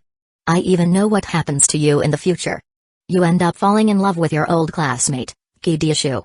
Ki, out of love for you, undergoes gender reassignment surgery. Eventually, the two of you have a child. And you name your kid Mumu Oshino. Mime Oshino, apostrophe. Alright. Clearly, that was total bullshit. Mime wasn't mad, just slightly surprised. Suta didn't seem like the type to joke around with strangers. And yet, this was their first ever meeting. So, did that mean his whole fictional character claim was real? Mime thought for a moment. Then he decided to set the topic aside for now. He could always ask about it later. Glancing past Suta, Mime smirked knowingly, Looks like you're in a bit of trouble, Suta-kun. If you're struggling to get Kiss Shot's limbs back, I might have a suggestion for you. Mime Oshino, the negotiation expert in the end, Mime handled the negotiations. After Suta accepted his suggestion and let him talk things out with Guillotine Cutter, he successfully got Kiss Shot's arms back. As for the other two hunters, they didn't even need negotiations. Dramaturgy was a coward. He had already agreed to return Kiss Shot's right leg. And episode?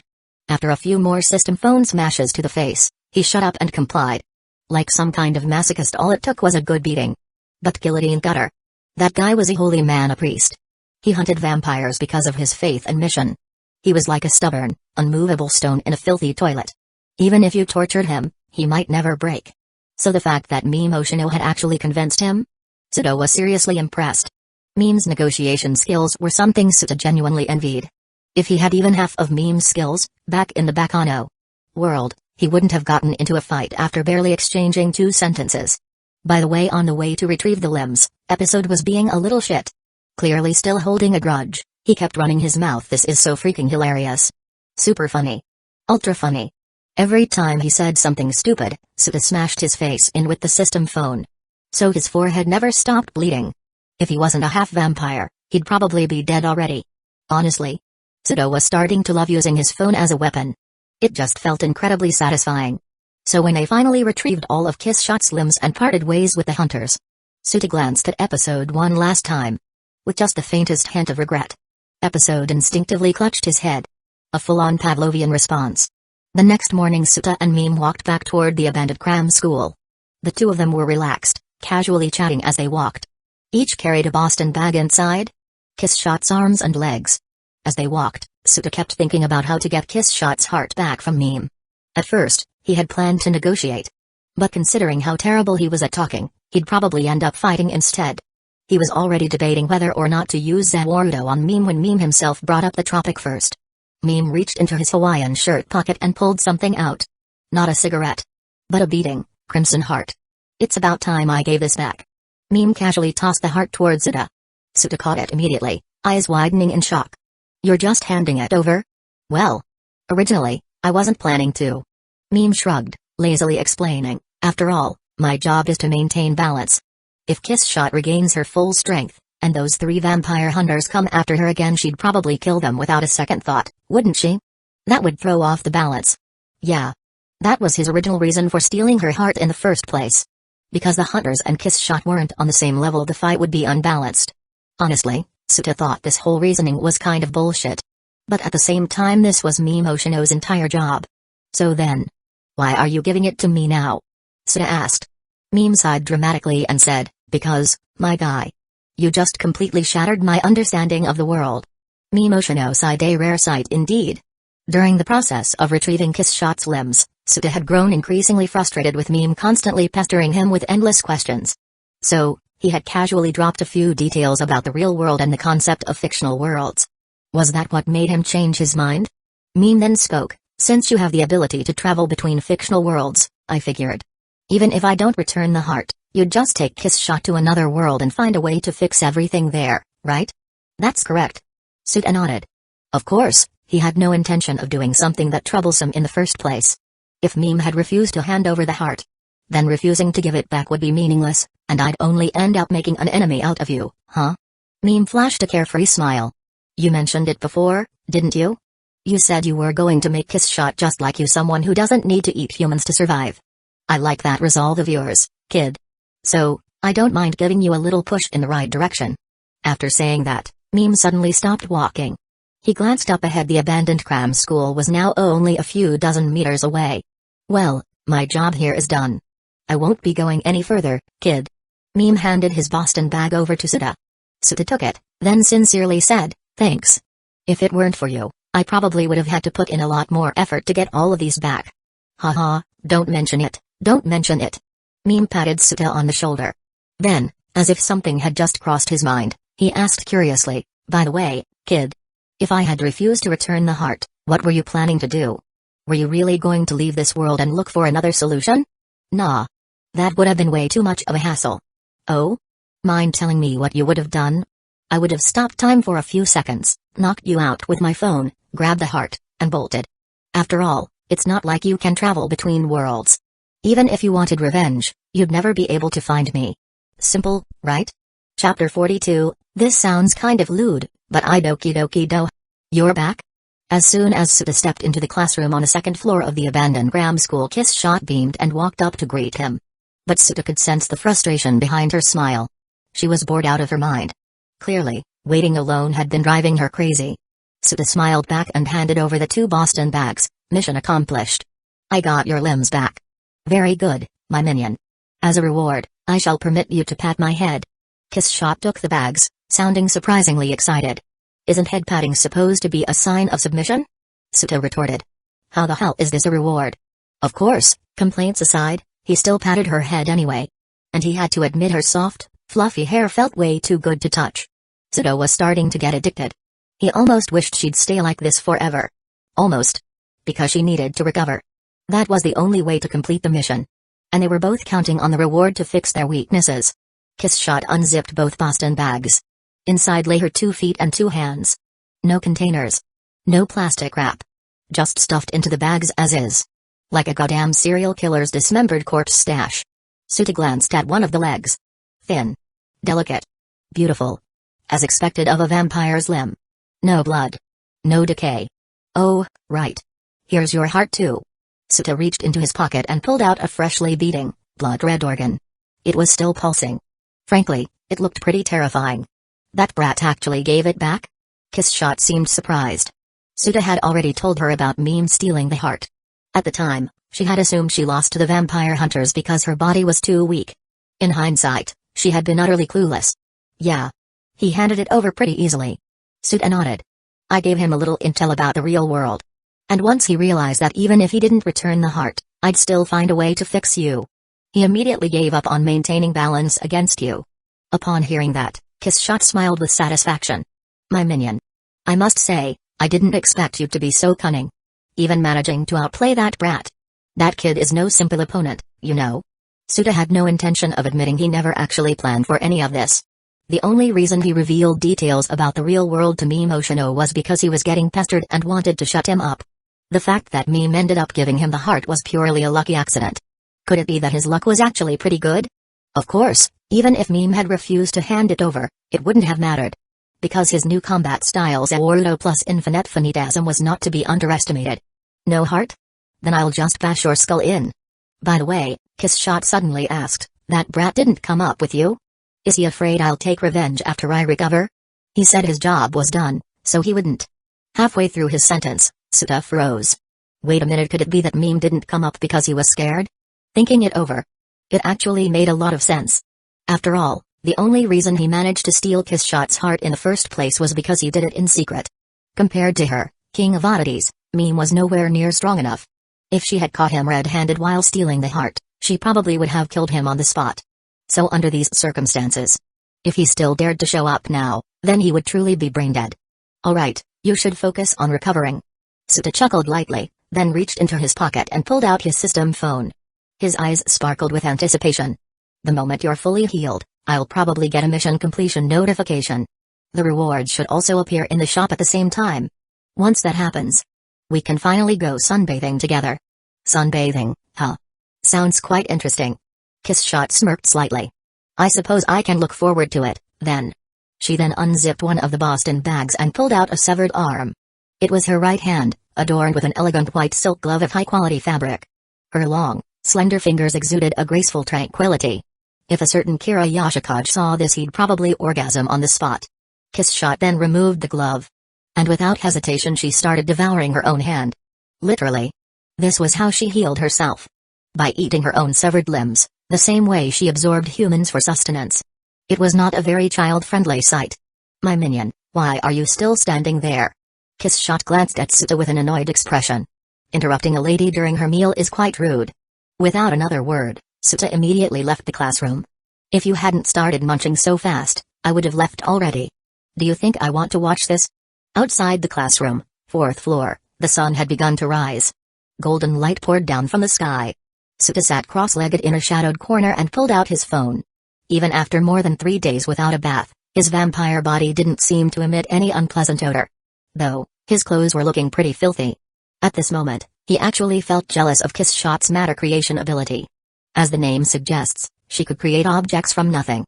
A power that completely ignored the law of conservation of mass. Although it costs energy, the amount of energy spent was nowhere near equal to the matter produced. To put it in perspective, if the full energy potential of just 1 gram of matter were released, it would be 3 times stronger than the atomic bomb dropped on Hiroshima. Yet, Kiss Shot casually creates clothes for herself all the time. And an average outfit weighs at least 100 grams. But she barely uses any energy to make them. Honestly, that power is beyond ridiculous. Suta couldn't help but feel envious. This kind of ability was useful for everything, whether for daily life or combat. Too bad he couldn't inherit it. That ability wasn't something a minion could inherit. Suddenly, huh? Why are there so many unread messages? Suta noticed a large number of new messages in the friends group chat. Last night, he had been too busy using his phone as a weapon to check. So only now did he have time to catch up. Suta scrolled up the chat logs. To his surprise, it was all conversations between Kurumi and Kiss Shot.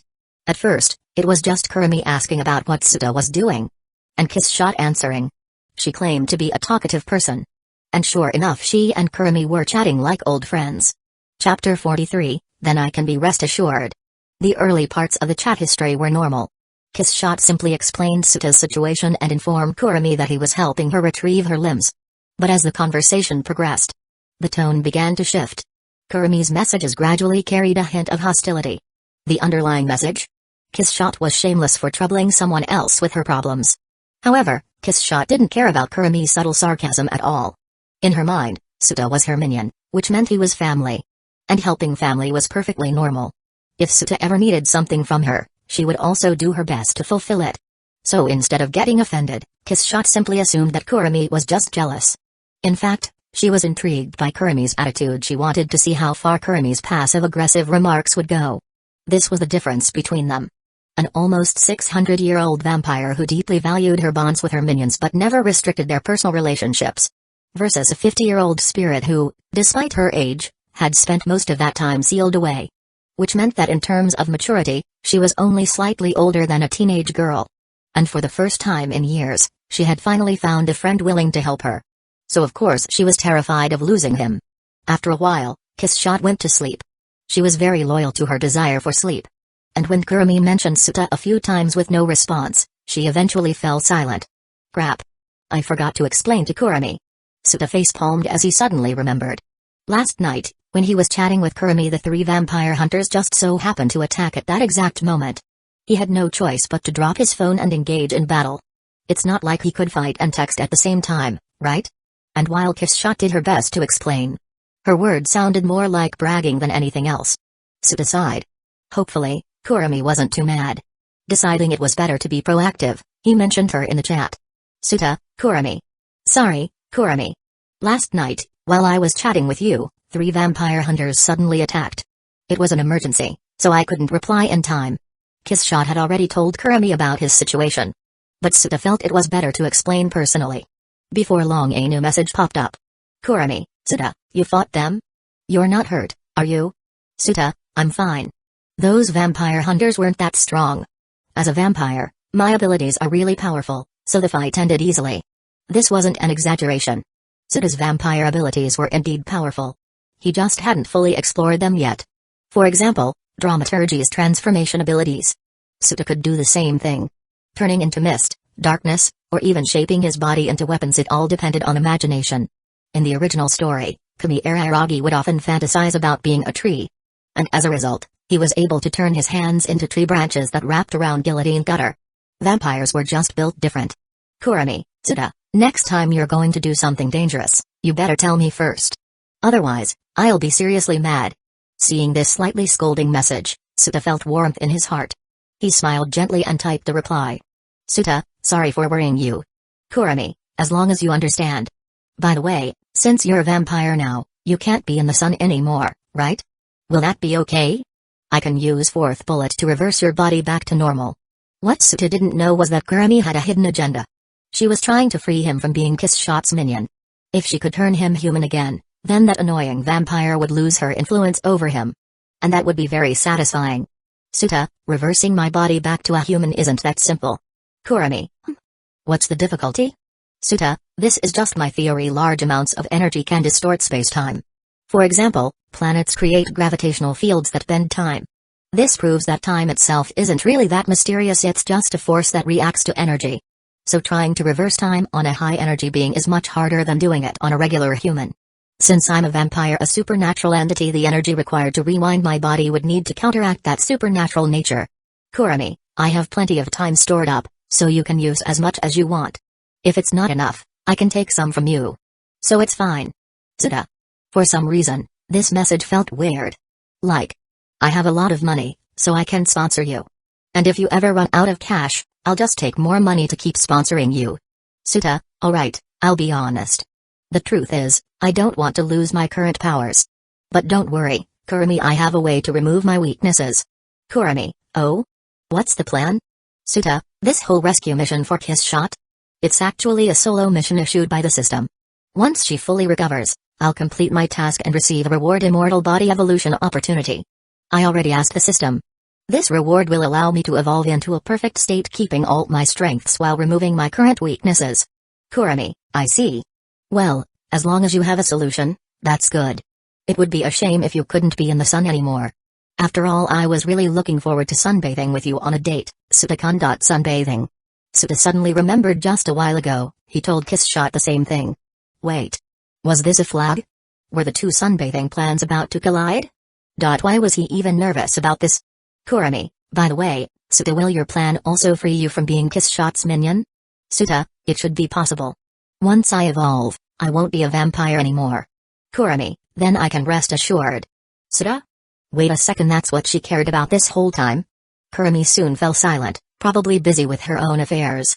Seeing that the group chat had died down, Suta casually tossed his phone out the window. From the 4th floor. No, he wasn't crazy.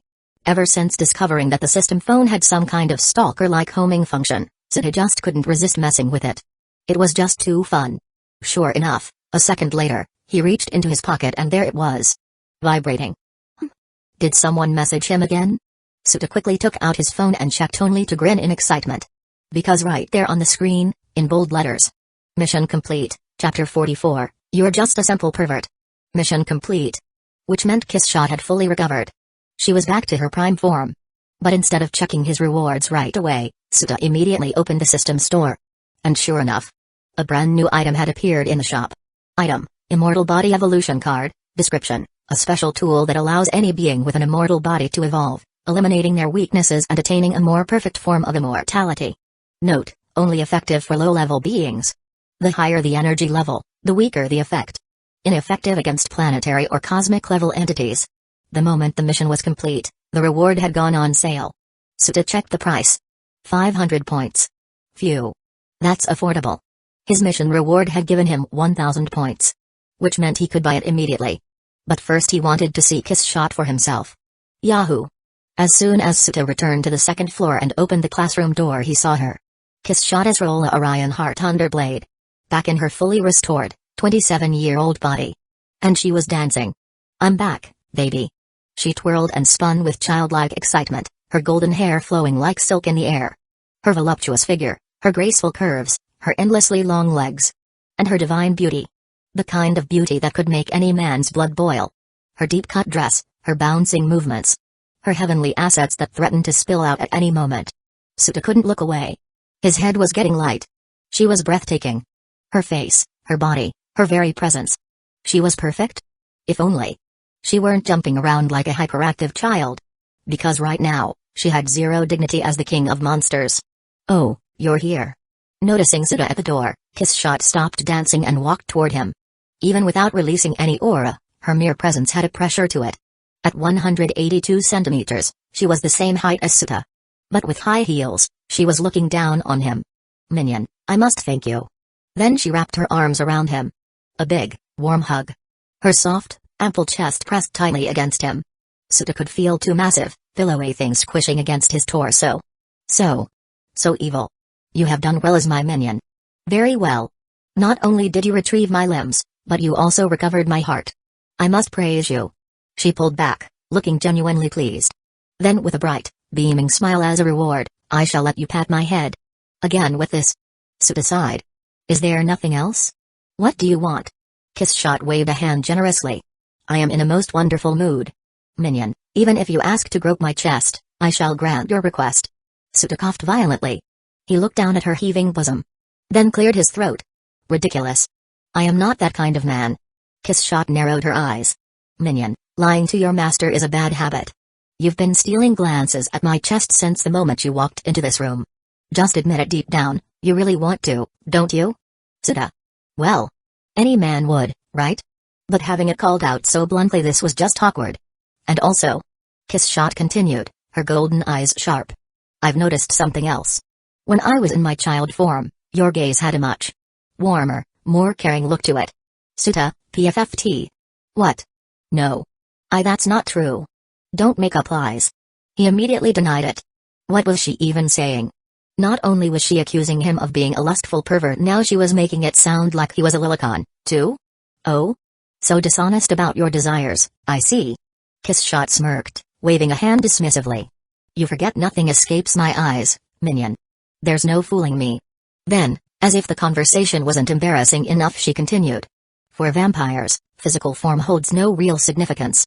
You saw Dramaturgy's body, didn't you? That enormous physique of his? That's something he constructed with his transformation abilities. So, minion, if you ever feel the desire to see my child form again, I can always transform for you. Suta froze. What the hell? Why was she making this sound like some kind of special service? Was she teasing him? Or was she dead serious? He couldn't tell. But really, minion? Kiss Shot tilted her head, studying him with amusement. Your preferences are rather strange. You desire my mature figure, yet also wish to see me as a child. Could it be? You're just a simple pervert? You don't discriminate as long as they're pretty, you like them all? Suta. He awkwardly rubbed the back of his head.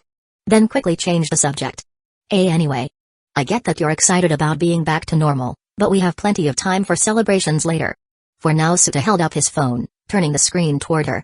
Let's check this out. Oh? Kiss Shot leaned in, her curiosity piqued. Your mission is complete? Her gaze landed on the reward details. One opportunity for undying body evolution. So this is the thing that can fix a vampire's weaknesses? Not just vampires, Suta corrected. Anyone with an undying body that has weaknesses can use it. Of course, even those without weaknesses could still use it. But whether it would do anything, that, Suta wasn't sure about.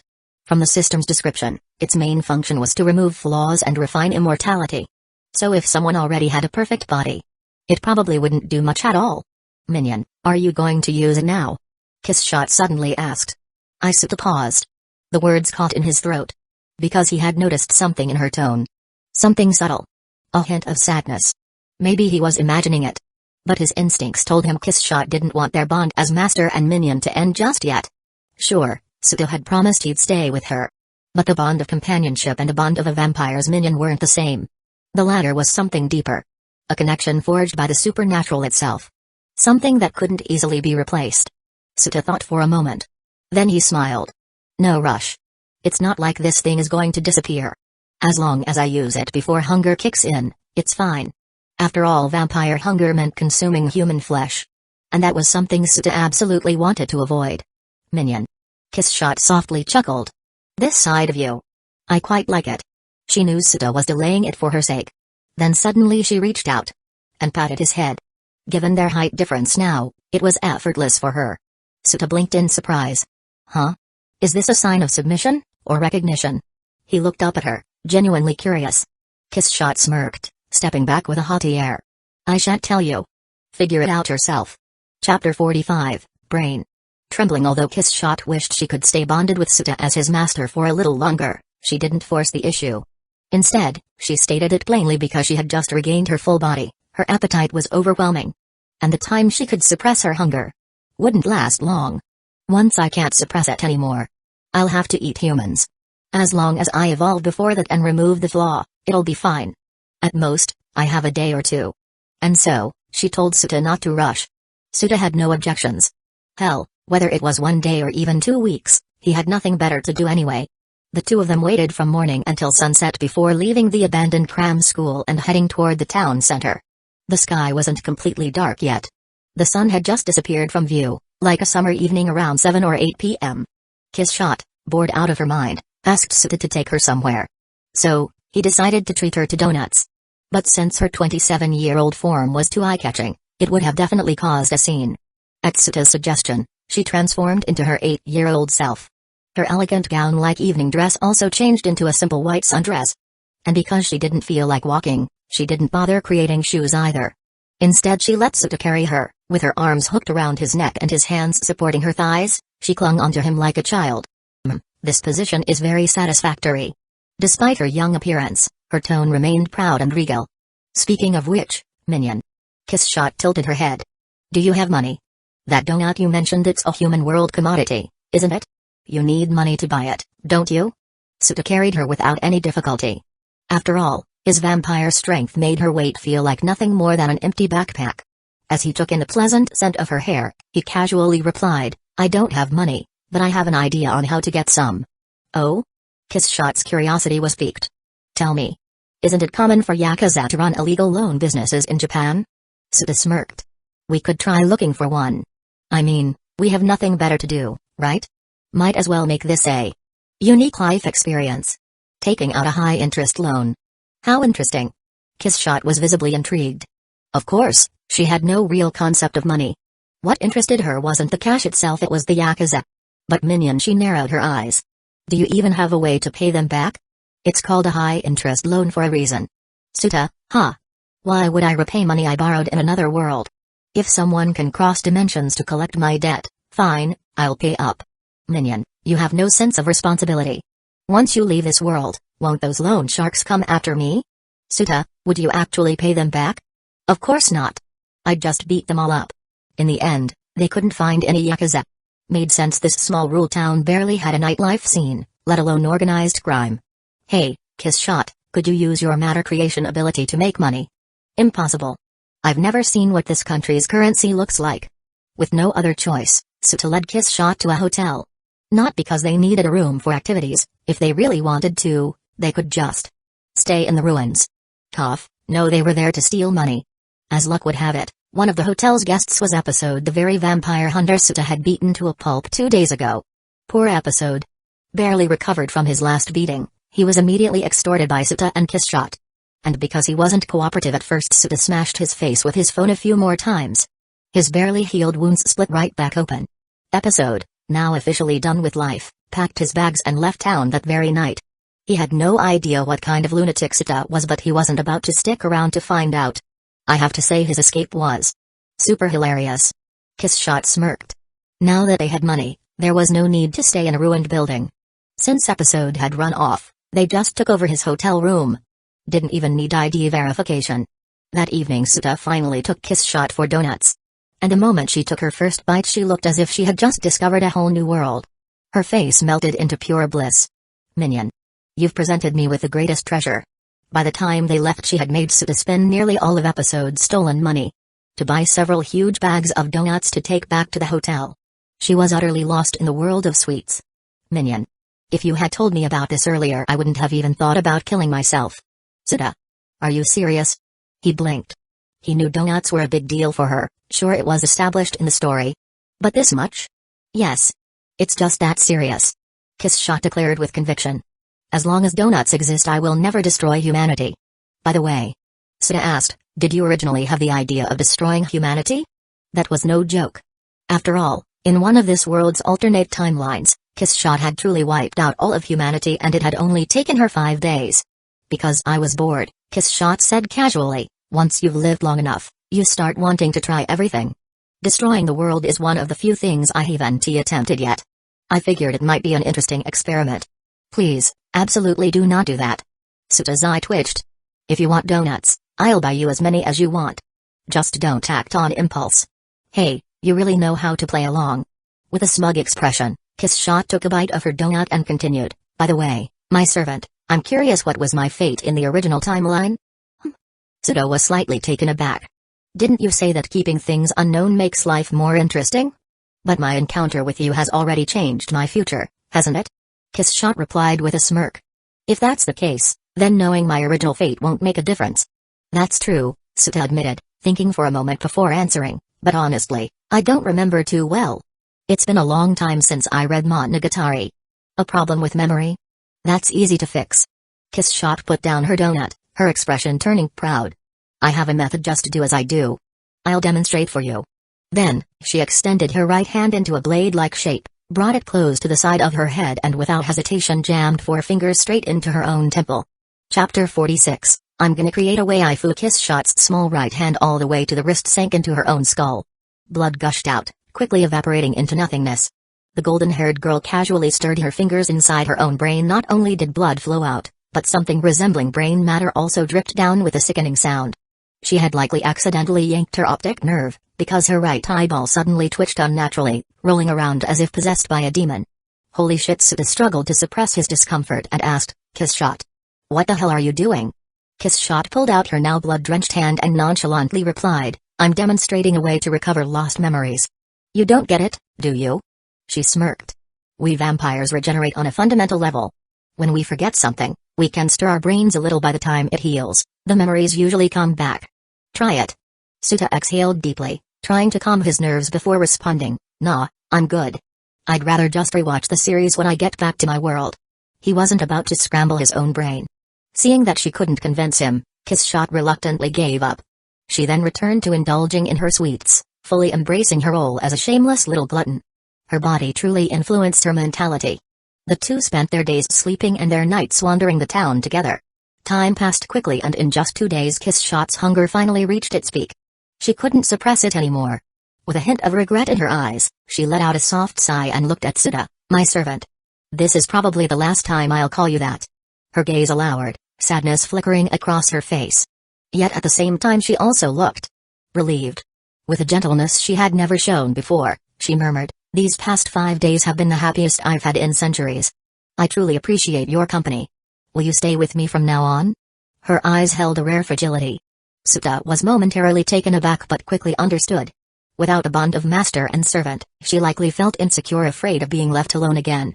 Suta took a deep breath, adjusted his posture, and made sure his expression was as serious as possible. Then, he said, Kiss Shot, a bond between master and servant is just a lock placed on a connection. But even without that lock, we can reinforce it ourselves with ropes, or even steel chains. I was the one who forced you to live, so of course, I'll take responsibility for that. Looking into her golden eyes, Suta promised, you lived for me today, so I'll live alongside you from now on. That was your decision. Feeling his sincerity, Kiss Shot's unease gradually faded. She straightened up, returning to her usual proud demeanor. Then with the face of an 8-year-old, she gave a haughty smirk and a cold, piercing gaze, if you break that promise, I will personally devour you. Wait. You're not supposed to be a Yandere character. Suta couldn't help but chuckle. But he still nodded firmly and said, don't worry, I'll keep my word. Kiss Shot's role Orion Heart under Blade's favorability has reached the required threshold. The host will randomly obtain one of her abilities. Ability is being drawn. Congratulations, host. You have acquired Matter Creation. Just as Suta finished redeeming the Undying Body Evolution card and handing it over to Kiss Shot, a system notification rang in his mind. Since this wasn't his first time experiencing this, Suta wasn't too surprised. But still, her favorability reached the required level this quickly? The two of them had only spent 5 days together at most. Girls' emotions really are like a storm coming without warning. Let's just hope they don't disappear just as fast. Matter Creation. Am I secretly a luck god? Have I just never realized it when playing gacha games? Suta felt genuinely ecstatic. He had just expressed his envy for this ability not long ago, and now he had drawn it for himself. That was crazy. After all, Kiss Shot possessed an enormous variety of abilities. Regeneration, superhuman strength, incredible jumping power, those were just the basics. Aside from that, she had shape-shifting. She could transform into mist, blend into darkness, turn invisible, alter her body at will, and even grow wings to fly. She could hide in shadows, absorb energy, and freely manipulate her own body weight. Her gaze alone had physical destructive power. Just by staring, she could reduce a concrete wall to dust, much like Karna from the Fate series. She could even chant incantations to manipulate time itself, gathering spiritual energy to perform time travel. But among all these abilities, the one Suta envied the most was still Matter Creation. Because this ability was just too damn convenient. In essence, it meant he could create whatever he wanted. Okay, that might be an exaggeration. Even though Kiss Shot had this ability, she couldn't just create an entire city out of nowhere. And if that was the case for her, then Suta was definitely a complete beginner. Still, this ability had insane potential for growth.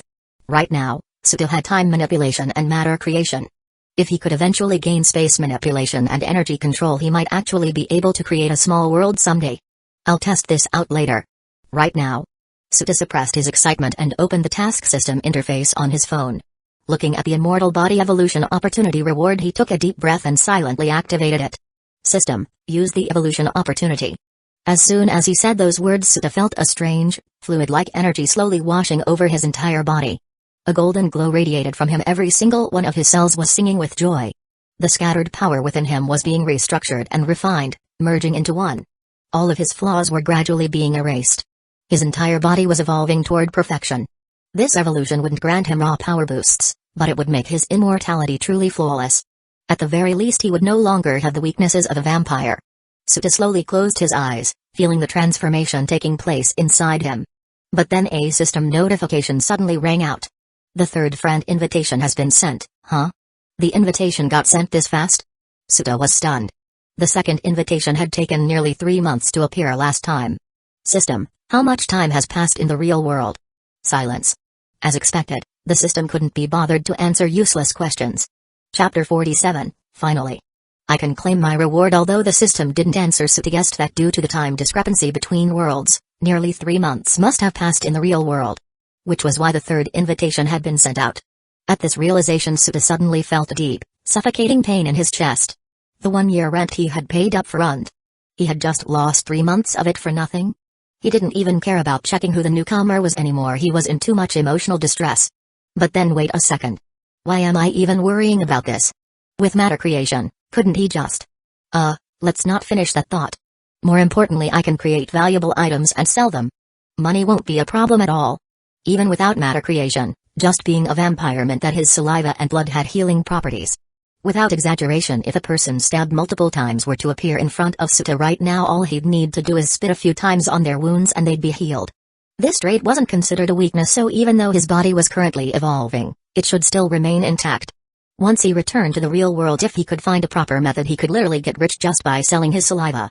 At that thought, Suta's heart suddenly didn't take as much anymore. While Suta was busy thinking about how to earn enough money to buy a house after going back, the evolution of his undying body was reaching its final stages. As the golden light particles slowly faded, Suta felt a wave of pleasure surge through his body and unconsciously let out a soft sigh. He lifted his hands, inspecting them, and murmured under his breath, "Did I successfully evolve?" Since it was nighttime, he couldn't verify it with sunlight, but thankfully, he had prepared something else in advance. Suta reached into his jacket pocket, but this time, he didn't pull out his system phone. Instead, he pulled out 3 peeled garlic cloves drizzled with olive oil, tender and caramelized.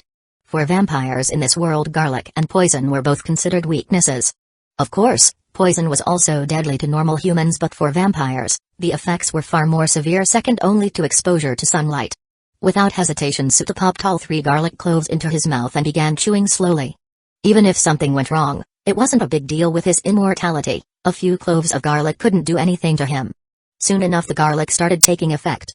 Suta felt a burning sensation on his tongue, but aside from the spiciness, there were no other side effects. Looks like all negative traits really have been removed. Suta let out a relieved sigh. Then he clenched his right fist and suddenly punched forward. With an explosive burst, 4 to 5 tons of force erupted from his fist. A loud paw echoed in the air as a shockwave rippled outward, even ruffling his bangs. My strength is still intact. Suta's face lit up with excitement. It seemed like he had become a being that possessed all of a vampire's strengths without suffering from any of its weaknesses. Let's test my immortality next. Activating his quirk, half cold half hot, Suta froze the moisture in the air, creating a sharp ice blade in his hand. Then, without hesitation, he dragged the blade across his left wrist, watching as crimson blood oozed out, dripping onto the ground. But then something unexpected happened. Suta suddenly had a strange realization. He could control whether the spilled blood would reabsorb into his body. As if his blood had gained its own consciousness. The ability to restructure my cells. It's no longer passive, it's something I can actively control. And if I fall asleep, it'll be controlled by my subconscious? Realizing this, Suta felt an unexpected sense of relief. The immortality from Bakano had always functioned like a parasitic entity residing in his body. Although it had never caused any issues so far, Suta always felt there could be hidden risks.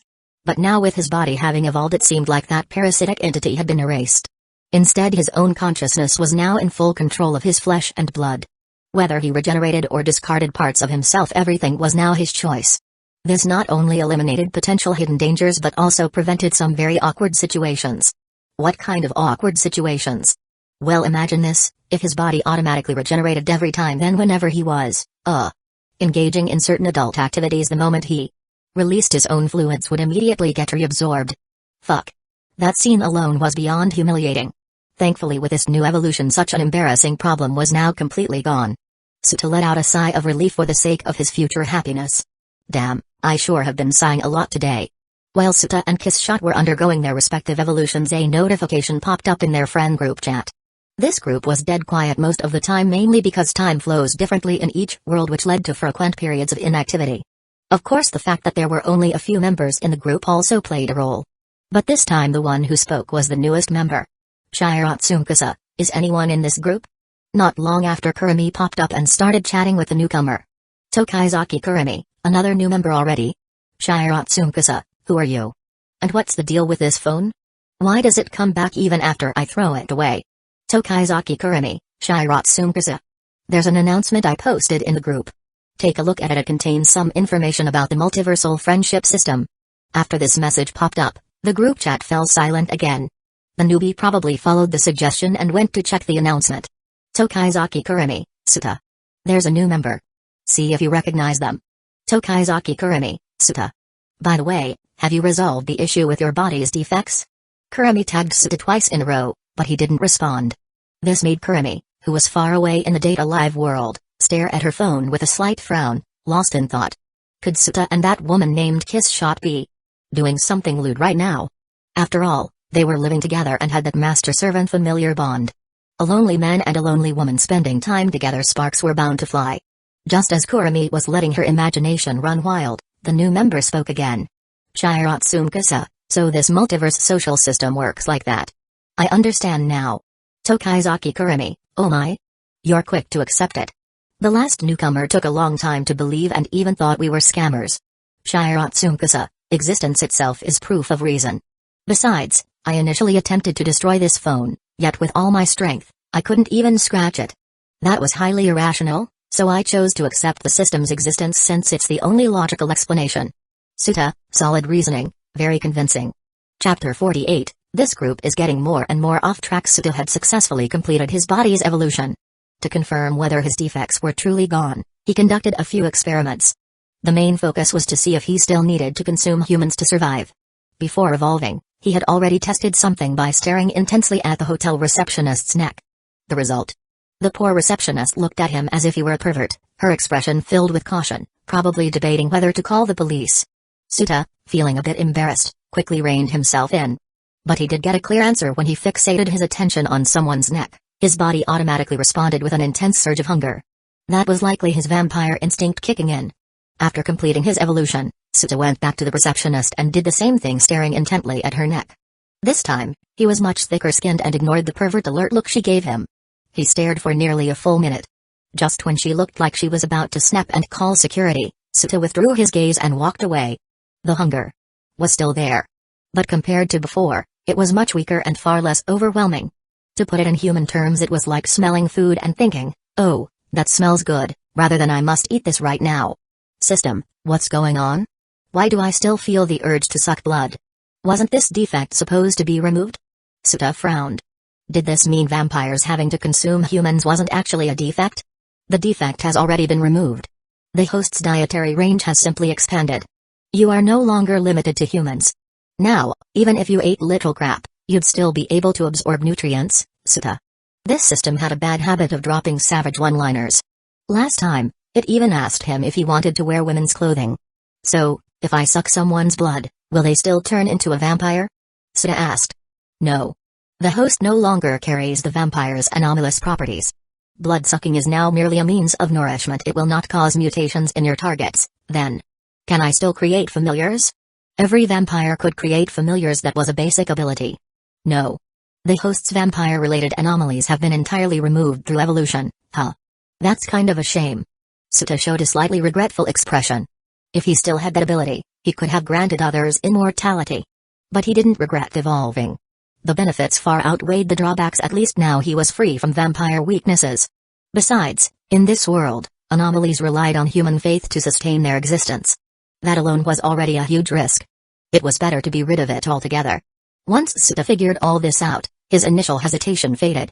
If there was only one lingering imperfection, it was that his diet technically still included humans.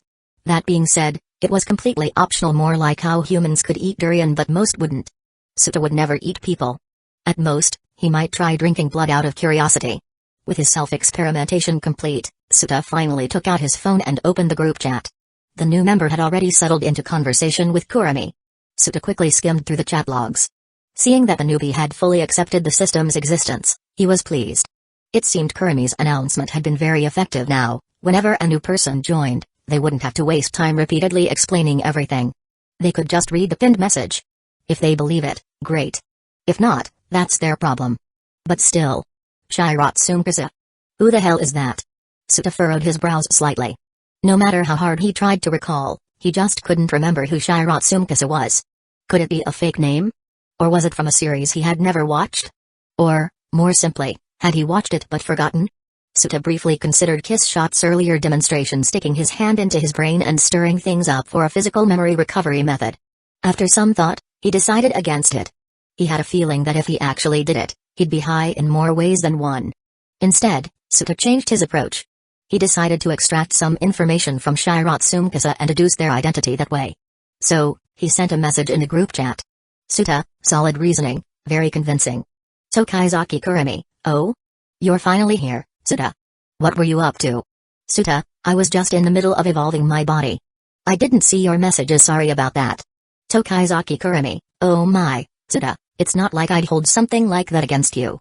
Saying that makes you sound so distant, Tokaizaki Kurumi. By the way, did your evolution succeed?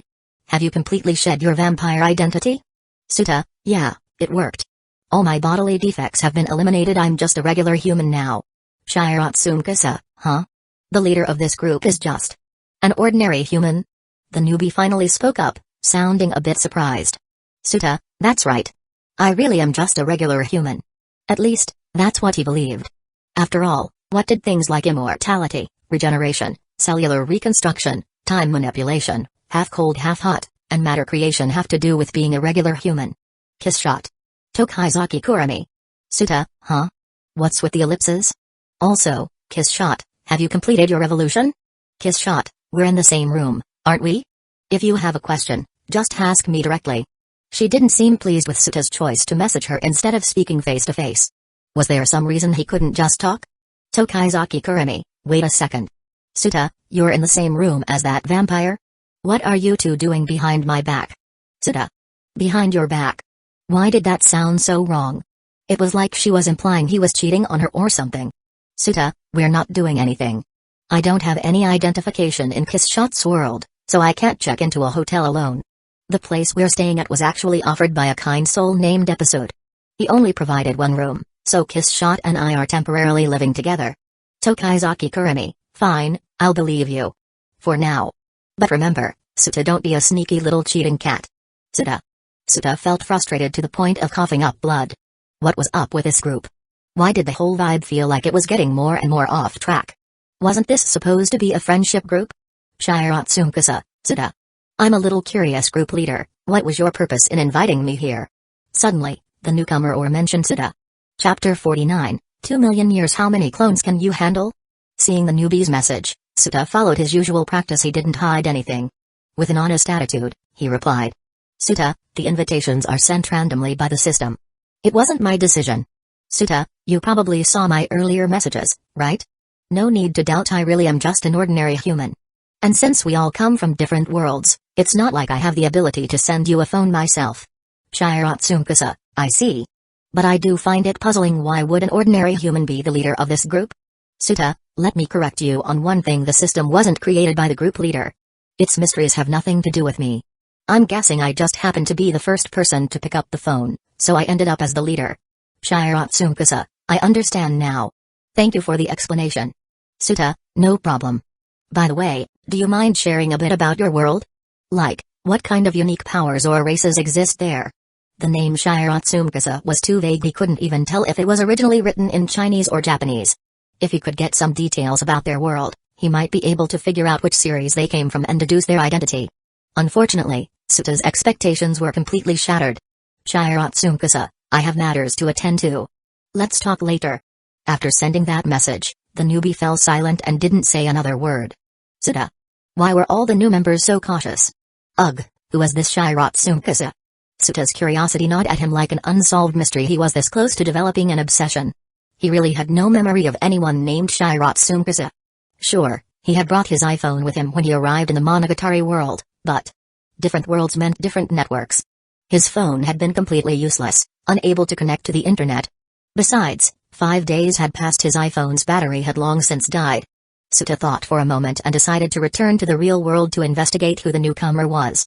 Since the trouble on Kiss Shot's side had already been resolved, there wasn't much reason to stay here any longer. Of course, Suta wouldn't just leave Kiss Shot behind. He planned to ask for her opinion first. If she had no objections, he would take her to the real world to live with him for a while. Then, when she wanted to return, he would bring her back. Having made up his mind, Suta stopped worrying about the newcomer's identity for now and started chatting with Kurumi. Suta, Kurumi. By the way, how are things on your end? Have you measured the time required for a world line shift? If Kurumi went back in time and altered something, causing a butterfly effect that changed history, Then the time required for the new history to overwrite the old one would be the so-called world line shift duration. This was crucial to determine. He needed to leave the date-alive world with Kurumi within that shift duration. If he didn't know the exact time frame, Suta wouldn't dare let Kurumi travel 30 years back in time and alter history. Before long, Kurumi replied. Kurumi, not yet. I was delayed because Dem was chasing me, but for now, I'm safe. I plan to test it tomorrow. Suta, have you thought about how you're going to test it? Kurumi, it's simple. Right now, I'm in Tang City. I'll use my sixth bullet to send my consciousness back to yesterday and make my past self leave Tang City and stay in another city overnight. Then, I'll immediately cut the connection and return to the present. Seeing this message, Suta thought for a moment before understanding her plan. Suta, I see. That way, your location yesterday and today won't match.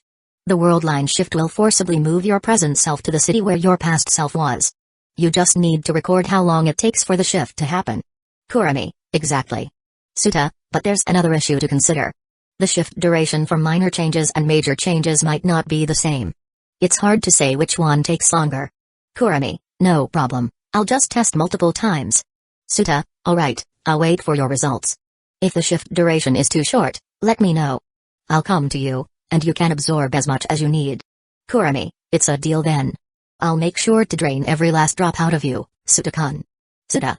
Kurumi's flirting escalates. Here we go again with the teasing. This time, Suta refused to back down and fought back.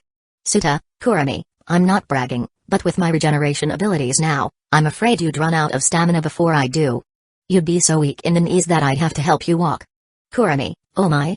Suta, it's rare for you to talk like this. But that's fine. You may have regeneration, but I have my clones. Let's see which runs out first, your regeneration or my time. With 2 million years of time stockpiled, I'm confident I won't lose to you. Suta. Okay, he admitted defeat.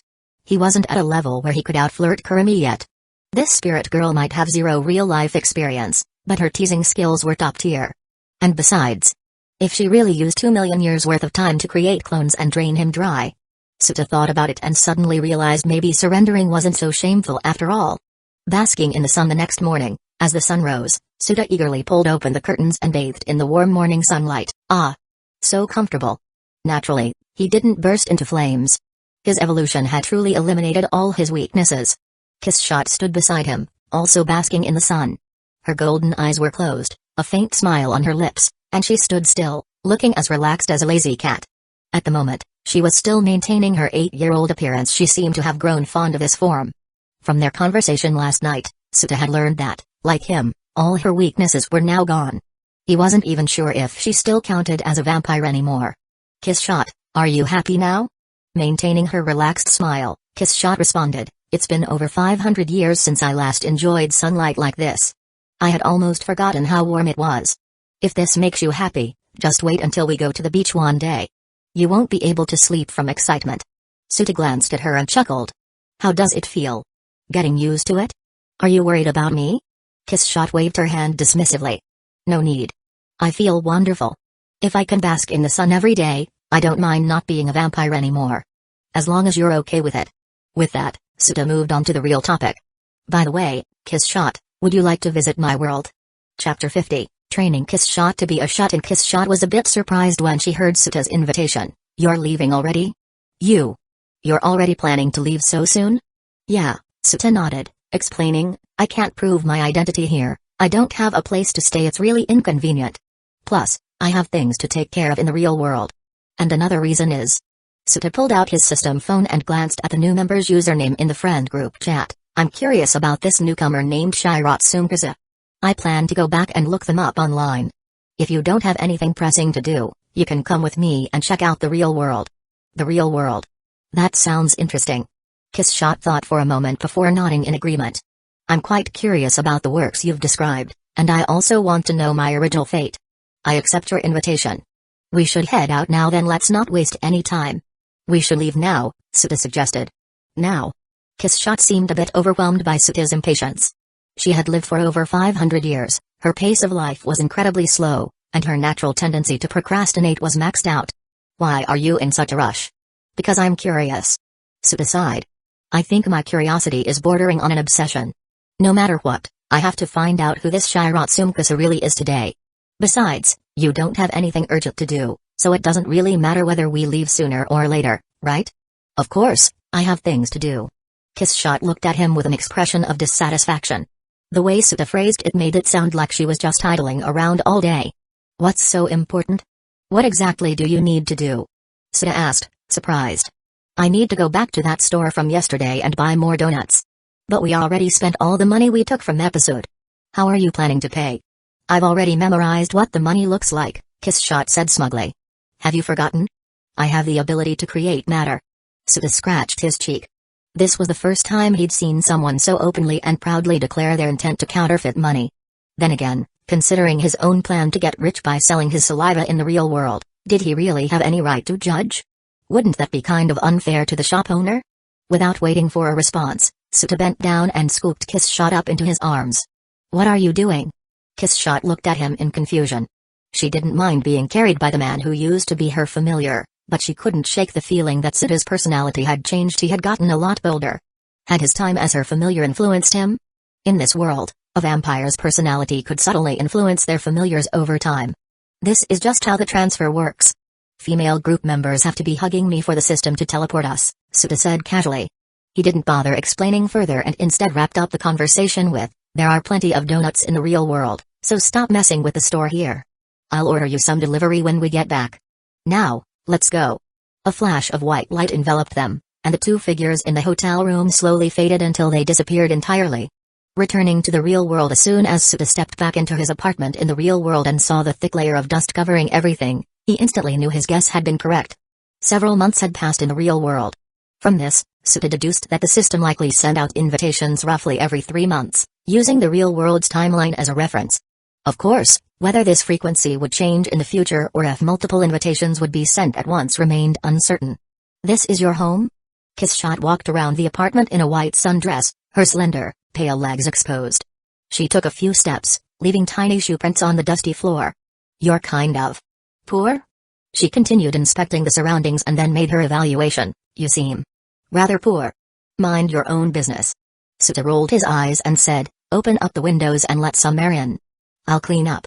At that moment, Suta wished he had some sort of wind manipulation ability. That way, he could just summon a gust of wind, blow all the dust away, and be done with it. Technically, both his half-cold half-hot quirk and his matter creation ability could generate wind. But that would require precise control over airflow, something he wasn't skilled at yet. Left with no other option, he had to clean the old-fashioned way with a broom and a mop. After about an hour of hard work, the apartment was finally spotless. Suta then went downstairs to recharge his electricity and gas cards before treating himself to a long, relaxing shower. Once refreshed, he retrieved his laptop from his bedroom and powered it on. Kissshot, just give me a second.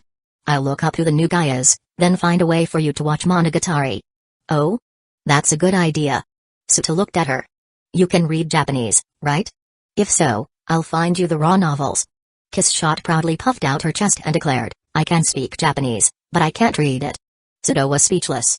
Was this really something to be proud of? Alright then, you'll just have to watch the anime. Suta typed that into the search bar, opened Baidu, and began searching for the name Shiratsumkasa. Kissshot, curious as well, leaned in to take a look. Of course, being illiterate, she couldn't understand a single word.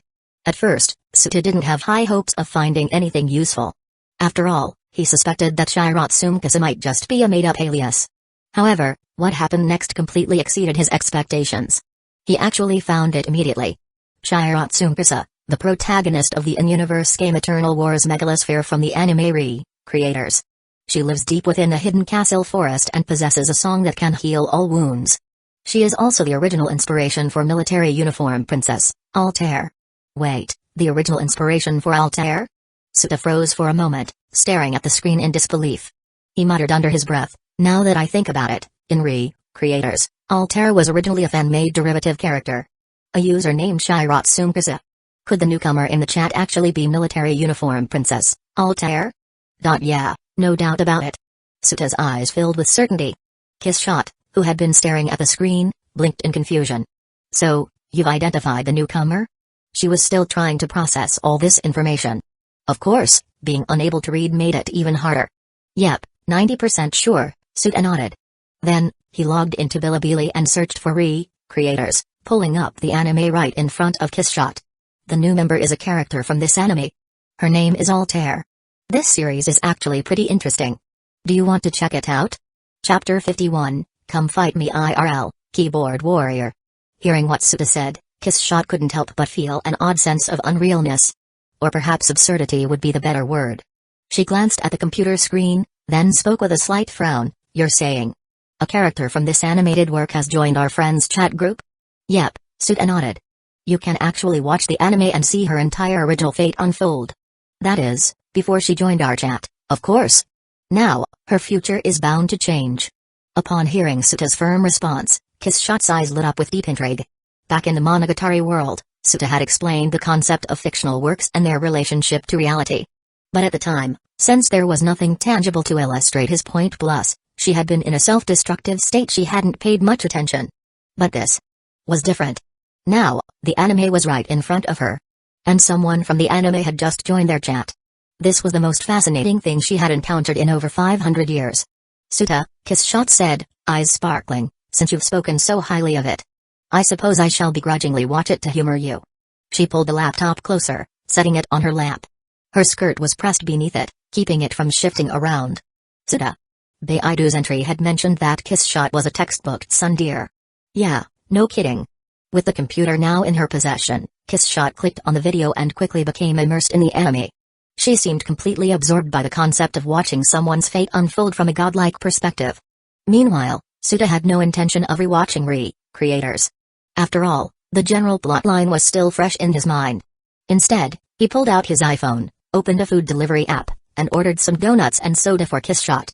Then, taking out his system phone, he opened the friends group chat and tagged the new member. Suta, Shirotsume. I know who you are now. To make things easier, let me update your nickname. A moment later, the system notification popped up, Shirotsume Altair. For the first time, Altair, who had been completely silent since joining, could no longer remain passive. Barely 5 seconds passed before she replied. Altair? Altair, Suta. Why do you know Yu's name? Yu was an archaic first-person pronoun used in classical Chinese and Japanese. Much like how Kiss Shot used wa, to refer to herself, Altair used yu, ta. I guess the system is translating all these unique pronouns too, Suta mused to himself. Actually. Hold on. In the anime, Altair's English subtitles also translated her pronoun as you instead of I. Wait. Did the system steal that translation straight from a fan subgroup? Damn, that's shady. Suta snickered to himself at the thought. Of course, Altair and Kiss Shot's pronoun usage weren't the same. Kiss Shot spoke that way because her Japanese was 4 centuries out of date. Altair, on the other hand, was probably given this self-important speech pattern by her creator, Setsuna Shimazaki, as a deliberate Chunabiu trait. In the original story, Altair was the ultimate edgelord. Her entire life philosophy could be summed up in 2 sentences: it's the world's fault.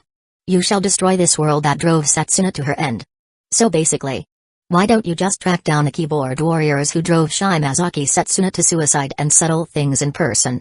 Tokaizaki Kurumi, Suta, you figured out the new member's true identity? Suta, yeah, I just got back from the Monogatari world and looked up Shirotsume online. It didn't take long to figure it out. Tokaizaki Kurumi, you're back? Alone or with company? Kurumi, why do you always manage to hit the nail on the head? Suta, I came back with Kiss Shot. Her situation is, well, because she's lived too long, she developed a death wish. I couldn't just leave her alone in the Monogatari world, so I invited her to the real world for now. I plan to look after her for a while. Tokaizaki Kurumi. Tokaizaki Kurumi, alright. If you'd actually left the vampire lady behind, you wouldn't be the Suta I know. I'll let it slide this time. Seeing this message, Suta couldn't help but smile bitterly. Kurumi's constant teasing was starting to make him question. Was she actually interested in him, or was she just naturally flirtatious? Altair, Suta. Answer you. Why do you know Yu's name? Since Altair had tagged him again, Suta decided to put that thought aside for now. But he made up his mind once Kurumi finished her world line shift experiment, he'd go to her world in person and ask her directly. For now, he responded to Altair. Suta, I feel like I've already explained this same thing multiple times. Screw it, I'll just make an announcement. Altair, check it out when you get the chance. Suta immediately got to work. It took him about 10 minutes to type up the post before publishing it in the chat group. The announcement didn't go into too much depth about the real world. It simply outlined the relationship between anime, manga worlds and reality, along with Suta's personal theories about the nature of existence. Yes, the same 3 multiversal hypotheses he'd shared with Kiss Shot before, including the omnipotent universe theory. Suta, Altair. I've posted the announcement, give it a read. Suta, Tokaizaki Kurami. You should check it out too. I haven't told you about my theories on existence yet. Tokaizaki Kurami, alright, I'll take a look. The chat immediately fell silent. Suta set his phone down and rubbed his eyes. Then, out of the corner of his eye, he glanced at Kiss Shot. She was curled up on the sofa, hugging the laptop, completely immersed in anime. Her pale, slender legs stretched out from under her white dress, her bare feet swaying playfully against the couch. She looked just like a restless little girl. All of her dignity as the king of oddities was completely gone. Noticing his gaze, Kiss Shot looked up and tilted her head. What's wrong? Nothing. Suta took a sip of water. Keep watching. Just then, his system phone buzzed again. Kiss Shot's phone vibrated too, but she ignored it. Suta picked his up. It was Altair. She must have finished reading the announcement. Altair, Suta. You has read the announcement. The fact that you is merely a fictional character in your eyes is not surprising. You has always known this. Altair, however, you does not understand how did you's story reach your world? Also, are you truly from another world? Suta. Suta, okay, I see what's happening here. Your world is a bit special. I can understand why the announcement didn't fully answer your questions. Altair, what do you mean? What has you misunderstood? Chapter 52, The Truth. Characters from fantasy works break into the real world and wage war. It was a show where you could literally see a magical girl fight a mecha. Altair was the first character to break free from the constraints of fiction and manifest in reality. As for how she actually pulled off such an absurd feat, well, the original anime never explained it. If you asked the creators, their answer would probably be, don't question it, it's just how the setting works. In the creator's storyline, Altair's creator, Shimazaki Setsuna, was driven to suicide by cyberbullying. As a result, upon arriving in the real world, Altair bore a deep hatred for the very world that had driven her creator to despair. Her goal? Destroy reality and return it to nothingness. However, even though Altair was ridiculously overpowered, the real world had something called restorative force. This force would automatically correct any unnatural changes, preventing illogical phenomena from persisting. If Altair went all out, she would immediately be ejected from reality. To counteract this, Altair began traveling to other fictional worlds. She pulled characters from various works of fiction into the real world. Her plan was to create a collision of different worldviews, disrupting the restorative force and allowing her to tear reality apart. When the restoration force stops functioning, she will use her own power to destroy the real world. The story of creators unfolds against this backdrop. Altair, what do you mean? What am I misunderstanding? Suta saw Altair's message and didn't hold back. He directly answered her question, using a more visual analogy. Suta, Altair, you know Russian nesting dolls, right? To put it simply, you're a doll inside another doll. Altair? Suta, don't rush. I'll explain it step by step. Altair, you were created by Setsuna Shimazaki as a fictional character. The relationship between fiction and reality is one layer of nesting dolls. Altair, you really do know about my creator. But nesting dolls? That's a strange metaphor. According to your logic, I'm just a small doll inside the big doll of the real world, just one layer. Why two? Suta, are you sure the world you call reality is actually real? Or rather, why do you assume that your experience of leaving your fictional world and arriving in reality isn't just another story being told in a different work? Altair. A long silence fell over the group chat. After a while, Altair finally responded. Altair, you're saying that everything I've done and experienced is actually just part of a story? That my very act of entering the real world is nothing more than a setting in another work? That the real world is just another story? Suta, that's right. That work is called Creators, and it tells the story of authors and their fictional characters. In that story, you are both the protagonist and the antagonist. And the world you originally came from, the one that Setsuna created, is actually just a story within a story. Suta, the true real world is my world. That's why I said you're a doll inside another doll. Altair. Another silence. The chat went completely still. She was probably struggling to accept this revelation. She thought she had already broken free, only to realize that the act of breaking free was actually just another part of the narrative. The most critical part was Setsuna Shimazaki's death, nothing more than a necessary plot point in a story. Altair suddenly felt lost. Was her creator truly killed by her world's people? Or was she simply written out of existence? Seeing her lack of response, Suta was worried she might spiral too far, so he quickly sent a reassuring message. Suta, Altair. You don't need to overthink it. You read my post in the announcements, right? About my theories on the nature of existence, including the concept of a non-universal reality. There's no definitive answer on whether fictional worlds are truly real or not. Whether the relationship between them and our world is like nesting dolls is just one possible interpretation. In a broader sense, there may not even be a clear distinction between what's real and what's fiction. Altair, thank you. I'm fine. I just needed a moment to process. Altair, can I call you Suta? Suta, of course, that's what names are for. Altair, Suta, can you tell me what happened to me in the work you mentioned? Did I destroy the real world? Suta, no. The real world still exists. Your plan was stopped. Altair, stopped? By who? By your mother. Cough. No, Suta wasn't about to say that. Suta, by Setsuna Shimazaki. Oh, but not your actual creator. One of the people opposing you created a fictional version of Setsuna based on his memories of the real one. Then, you met this fake Setsuna, resolved your inner conflict, and abandoned your plan to destroy the world. You left with her. Altair. A fake Setsuna. A created Setsuna. Altair, how dare they? Altair's fury immediately ignited. To her, this was nothing less than an insult to her creator. A person who had died in despair was instead reduced to a fabricated tool for saving the world? What an utterly cruel joke. Even through the screen, Suta could practically feel the hatred radiating from Altair. But people always fall victim to the "it'll never happen to me" rule. Altair might be furious now, completely rejecting the very idea. But when she actually meets the fake Setsuna, she's definitely going to break down crying and surrender to emotion. It happened in the original work, after all. Truth be told, Suta had never been entirely satisfied with Creator's ending. Because the Setsuna that saved Altair was fake. A tool, crafted to resolve the plot. The real Setsuna had died full of hatred. Thinking about this, a sudden question popped into Suta's mind. Why didn't Altair just revive Setsuna? Chapter 53, so it was just talk, huh? This was something that had bothered Suta for a long time. Even when Creators finished airing, the anime never addressed why Altair didn't just resurrect Setsuna. Her abilities in the anime were practically godlike. She could literally create an entire world. With powers that insane, reviving her creator should be easy, right? Suta, by the way, Altair, I remember that in your Holopsicon ability set, you have a piece called Cality Reversal, which allows you to rewrite existing causal relationships, right? Altair, yes, that's true. What about it? Suta, then why didn't you just use it to change Cality and bring back the real Setsuna Shimazaki?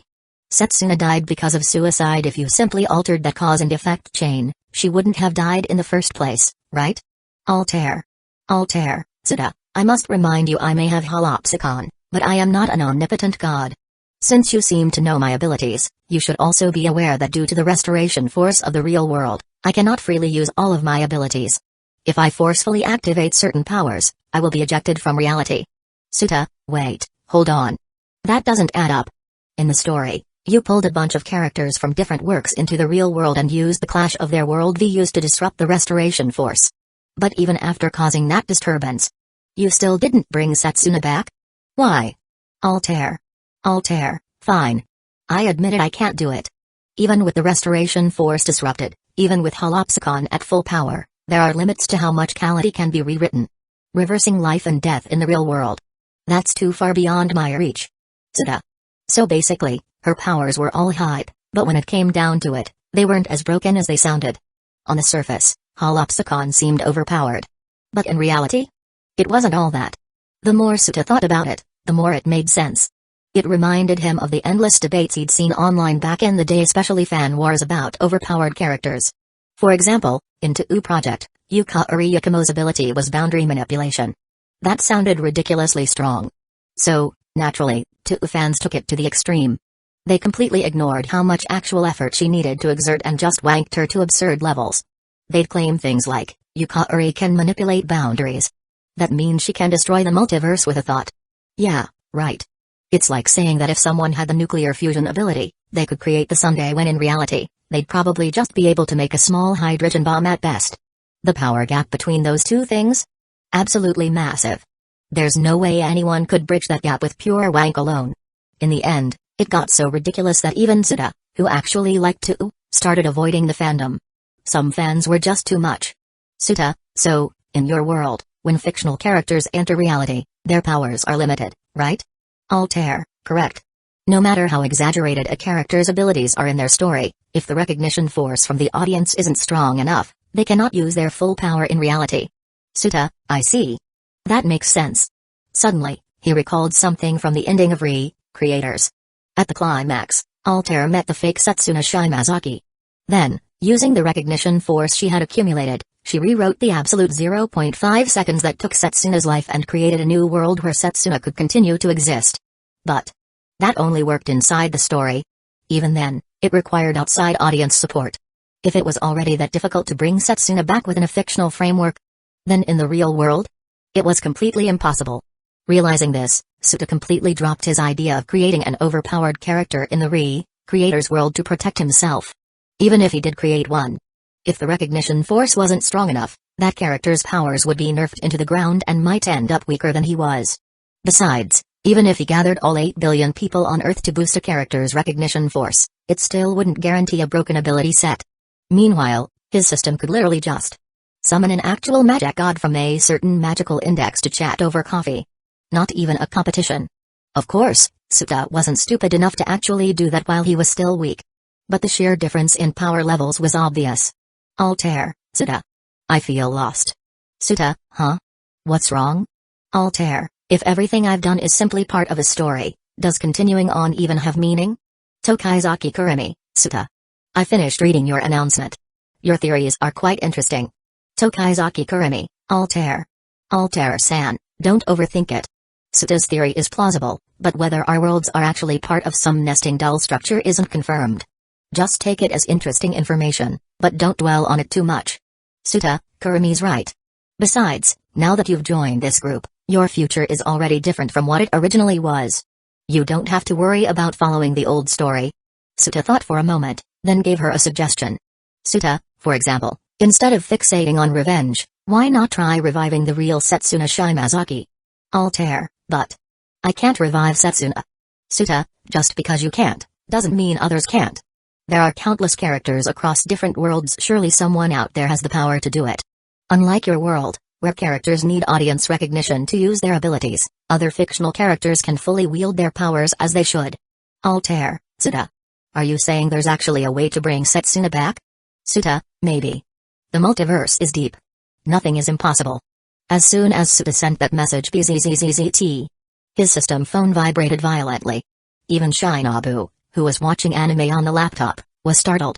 A new system notification popped up. New member quest triggered. Mission: Resurrect Setsuna Shimazaki. Description: Altair wants to bring back her creator, but her power alone isn't enough. Friends should help each other. Prove your loyalty and assist Altair in reviving Setsuna. Reward: 1,000 points. Note: this is a team quest for up to 5 people. Participants will be selected by the group leader. Suta. This is actually possible? Chapter 54, Let's Go Save Your Mommy. A new mission has been issued. Suta was thrilled. Tasks from the system were rare. In all this time, he had only ever received one, and that was a solo mission. But this time, it was a team mission. And the reward? 10,000 points, 10 times the previous mission. So even a group member's personal wish can trigger a quest. Suta stared at the screen, lost in thought. From Shinobu's case, he had already learned that if a friend was in life-threatening danger, the system would trigger a rescue-type mission, whether solo or team-based, depended on the situation. That was one category of missions, meaning he would likely encounter more in the future. But now, this wish fulfillment mission. Was this a one-time occurrence, or did it belong to a repeatable category as well? If it was the latter, then there was potential to trigger many more missions going forward. Tokaizaki Kurumi, oh my! A mission has appeared? Shinobu oh Shino, Suta. I want in on this. I'm very interested in the system's lottery function. I need points to roll. Also, I still owe you a perfected immortality evolution card. I need to earn points to pay you back. Both Kurumi and Shinobu immediately responded to the mission prompt. Shinobu even paused her anime binge to pay attention. Suta's eye twitched. This situation felt exactly like when someone drops a red envelope in a group chat, and suddenly all the lurkers pop out to grab it. Wait. Shinobu actually cares about paying me back? Suta was a little surprised. For someone as prideful as Shinobu, she probably couldn't stand the thought of owing him something. To her, favors weren't things to be taken for granted. She believed in repaying those who helped her. Honestly, Suta respected that. Back in the real world, There were too many entitled people who took advantage of kindness. Shinobu's integrity was a breath of fresh air. Tokizaki Kurumi, if the vampire girl is joining, then I'll join too. The lottery function is rather tempting. Tokizaki Kurumi, by the way, Tsuda, you should have used the lottery draw from your newbie gift pack by now, right? What did you get? Kurumi's question made Tsuda pause for a moment before replying. Tsuda, I pulled 2 superpowers, fire and ice generation, plus basic time manipulation. This explanation would cover him in the future if he used time abilities in front of Kurumi. She wouldn't find it suspicious. Of course, Tsuda trusted both Kurumi and Shinobu completely. He wouldn't mind telling them the truth. But he also didn't want to deal with misunderstandings later on. So for now, he would keep the fact that he could gain powers from friendship levels a secret. Once the time was right, he could reveal it. Tokizaki Kurumi, wait a second, aren't those 3 abilities? Tsuda, fire and ice are actually one ability called half cold half hot. I can't separate them. Shinobu, oh Shino, enough about abilities. Tsuda, I want in on the mission. Don't forget about me. Tsuda, relax, guys. There are only 4 of us in the group, and the mission allows up to 5 people. We all fit just fine. As soon as he sent the message, another thought occurred to him. Wait. Can Altair join this mission herself? He immediately asked the system. Tsuda, system, can Altair participate in the mission? Yes, she can. For a moment, Tsuda felt weird. Helping herself was the whole point of the mission, yet she could join as a participant too? Altair, a mission? Can someone explain what this is? Tokizaki Kurumi, I'll handle it. I'll post another announcement, and I'll also explain the shop system. Tsuda raised an eyebrow. Kurumi sure seemed enthusiastic about helping newcomers. Was this some senpai mentality kicking in? Japanese people had strong seniority traditions, so maybe she felt like a mentor guiding new recruits. Or was she establishing her authority as the main girl? About 5 minutes later, a new announcement appeared in the group. It explained the shop system, the mission system, and how points could be used. Altair, who had been drowning in frustration and self-doubt, suddenly felt reinvigorated. It wasn't the points that excited her. It was the fact that Tsuda and the others actually had a real chance to bring Setsuna back. Reviving someone in reality was unbelievable even to her. Especially since Setsuna had been dead for months. Her body had already been cremated and buried. Could she really be revived? Altair wanted to believe. But is this truly possible? Altair, I understand the mission details. But tell me, do any of you have the power to resurrect someone? Shinobu, oh Shino, resurrection? I don't have that ability. Tokizaki Kurumi, I have the ability to travel through time. Altair, the person you want to revive is Setsuna Shimazaki, correct? If she hasn't been dead for too long, I could try traveling back and changing the events leading to her death. That should allow us to save her. Altair, really? Setsuna passed away 3 months ago. Is that within your time-traveling range? Tokizaki Kurumi, 3 months? That's completely manageable. At this point, Tsuda frowned. Hold on, Kurumi's time travel could save her, but Altair, what exactly brought you into the so-called real world in the first place? He vaguely remembered that Altair appeared on the same day Setsuna took her own life. Was that just a coincidence? Not only that, but in creators, Altair somehow knew that Setsuna's final thoughts were, wouldn't it be better if everything just disappeared? This became the reason she wanted to erase reality. But how did Altair know about that wish? It's not like Setsuna turned into a ghost and whispered in her ear after death, right? Tsuda had a theory. Setsuna's death must have triggered some kind of reaction within Altair, even while she was still trapped inside her fictional world. That reaction not only informed her of Setsuna's last wish, it also allowed her to break free from her world and enter reality. If that were true, then changing the past to save Setsuna might erase Altair from existence. Altair, I do not fully understand how I came into the real world myself. One day, I simply felt an overwhelming sense of despair. From within that despair, I learned of Setsuna's death and her final wish. After that, I discovered that I could use Holopsicon to create world conflicts and break through the barriers into this world. Tsuda sighed. Just as I thought. Tsuda, if that's the case, then we can't use time travel to save Setsuna. Changing the timeline would most likely erase you from existence, Altair. Tsuda, Kurumi, this is just like your own situation. If you go back 30 years and change the past, you yourself would disappear. Tokizaki Kurumi. Tokizaki Kurumi, then what should we do? If we can't change the timeline, none of us have resurrection abilities. How do we complete the mission? Tsuda, it's simple. We dig up Setsuna's grave, and Kurumi, you try using time reversal on her ashes. That way, we might be able to bring her back. Altair. Tokaizaki Kurumi, that won't work.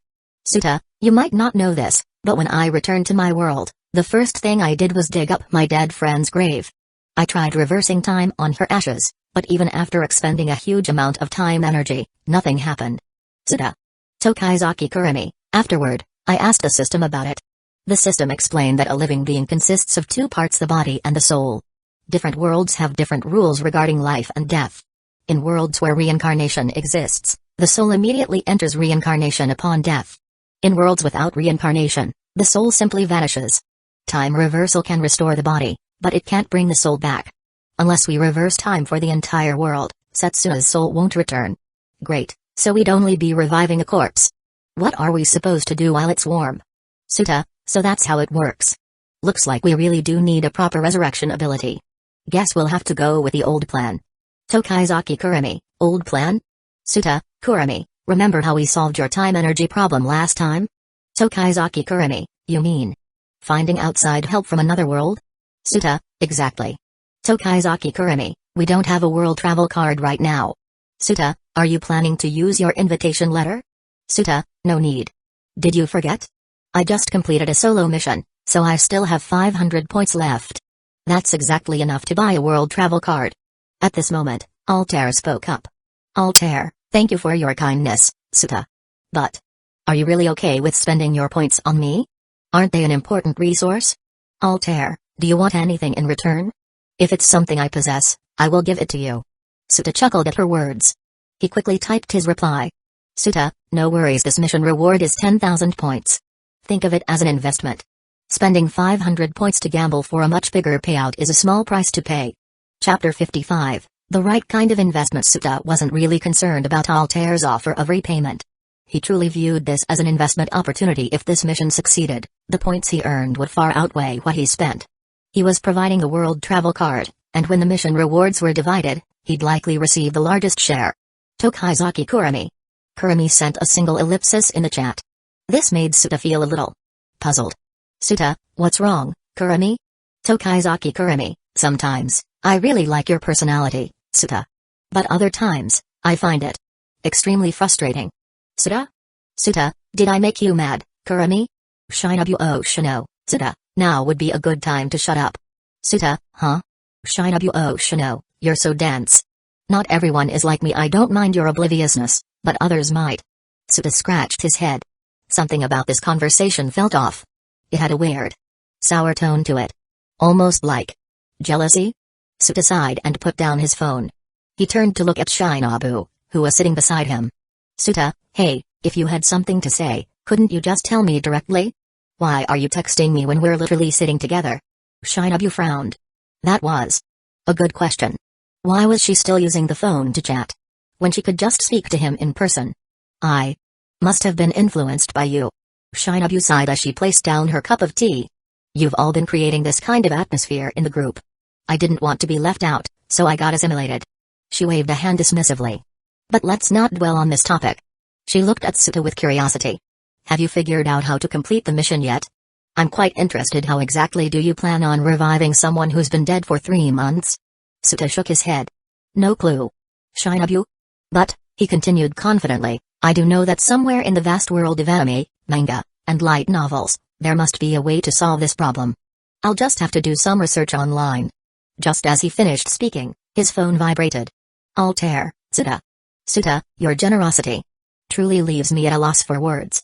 Altair, is there anything you want? Just name it. As I said before, if I have it, I will give it to you.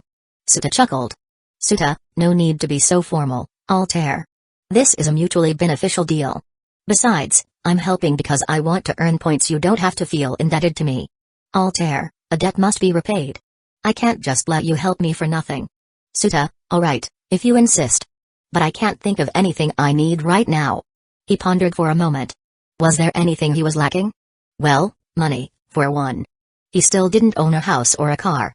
But then again, with material creation, he could technically forge some cash cough. Aside from that, he was actually doing pretty well. Altair, in that case, consider this a favor I owe you. I will never forget this debt. And in the future, should you need anything, I will do everything in my power to help you. Tokaizaki Kurumi. Tokaizaki Kurumi, I knew this would happen. Suta, huh? What do you mean, Kurumi? Tokaizaki Kurumi, never mind. This is just another one of your qualities, I suppose.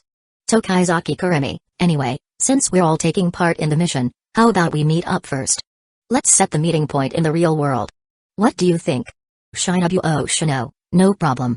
I'm already in the real world. Altair, the real world? How do I get there? Suta, Altair. You just need to invite me to your world first. I'll come pick you up. Altair, an invitation? Understood. But, Suta, wouldn't it be the same if you invited me instead? Suta, nope, not the same. When group members travel to the real world, they need to have physical contact with me first. It's a system rule. Altair, physical contact? In what way? Suta, ahem. Just a hug will do.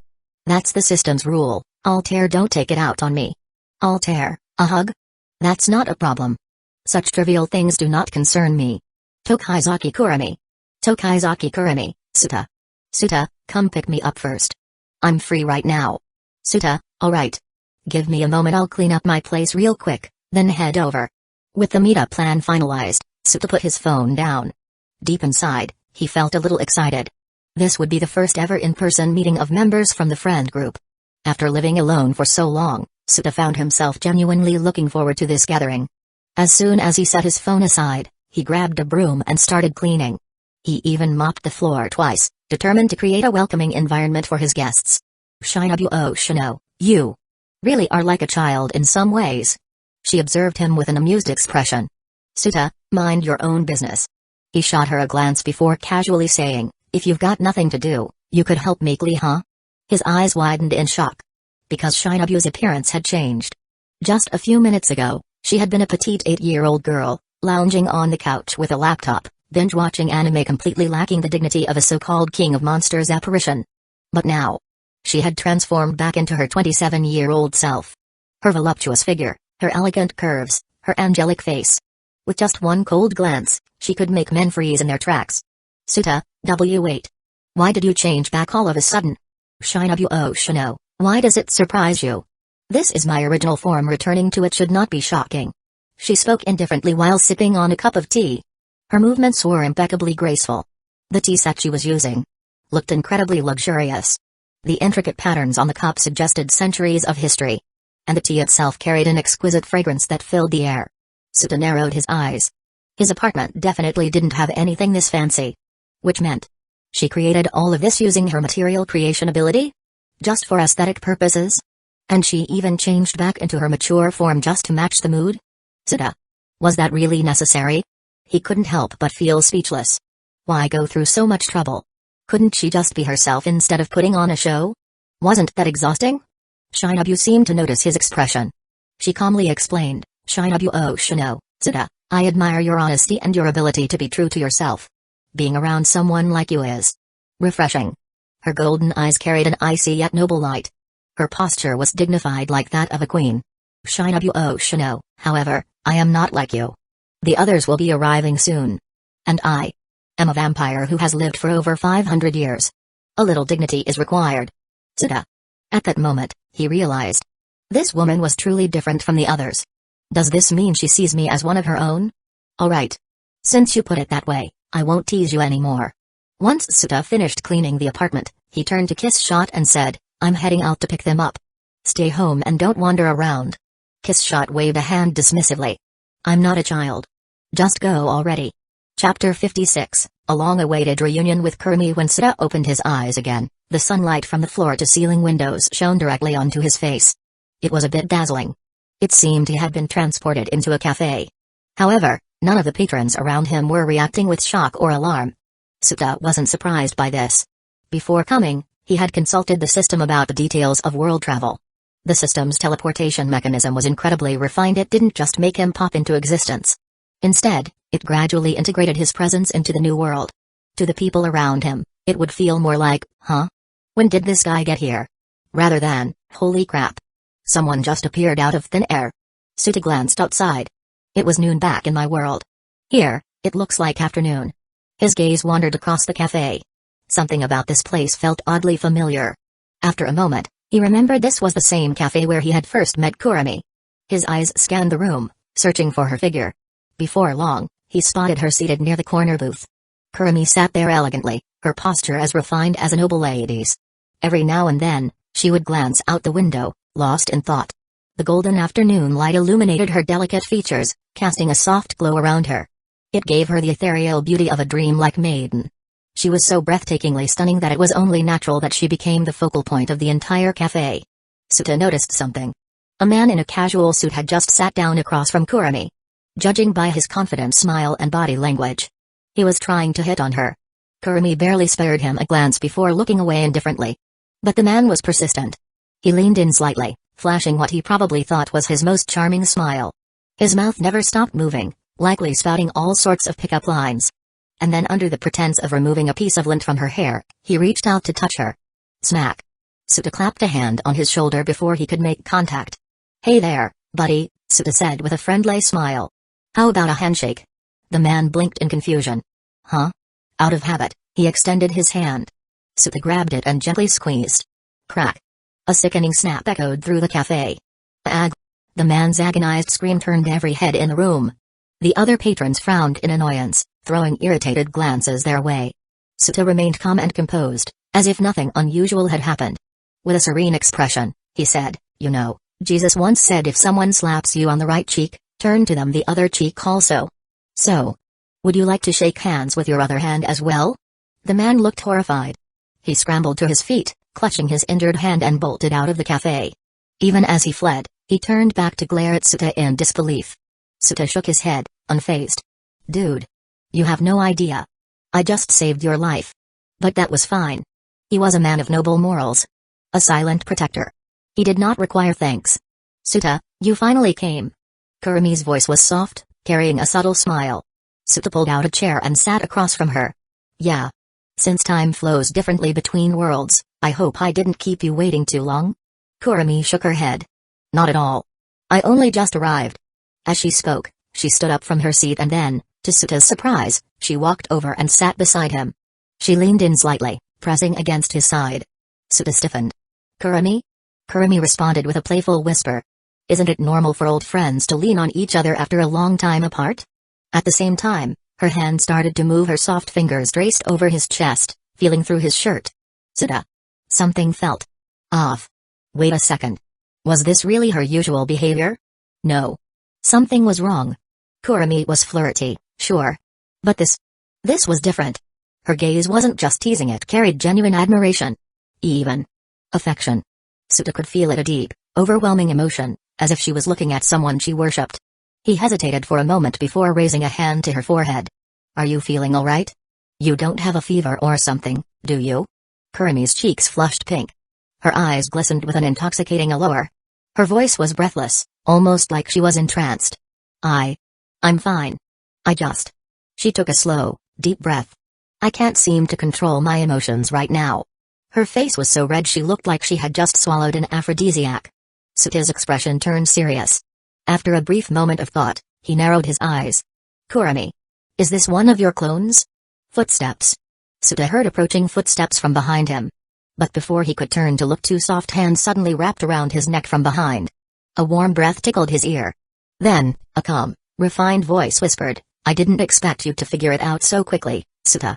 Your powers of observation are truly improving." A gentle embrace. Suta felt a gentle squeeze from behind.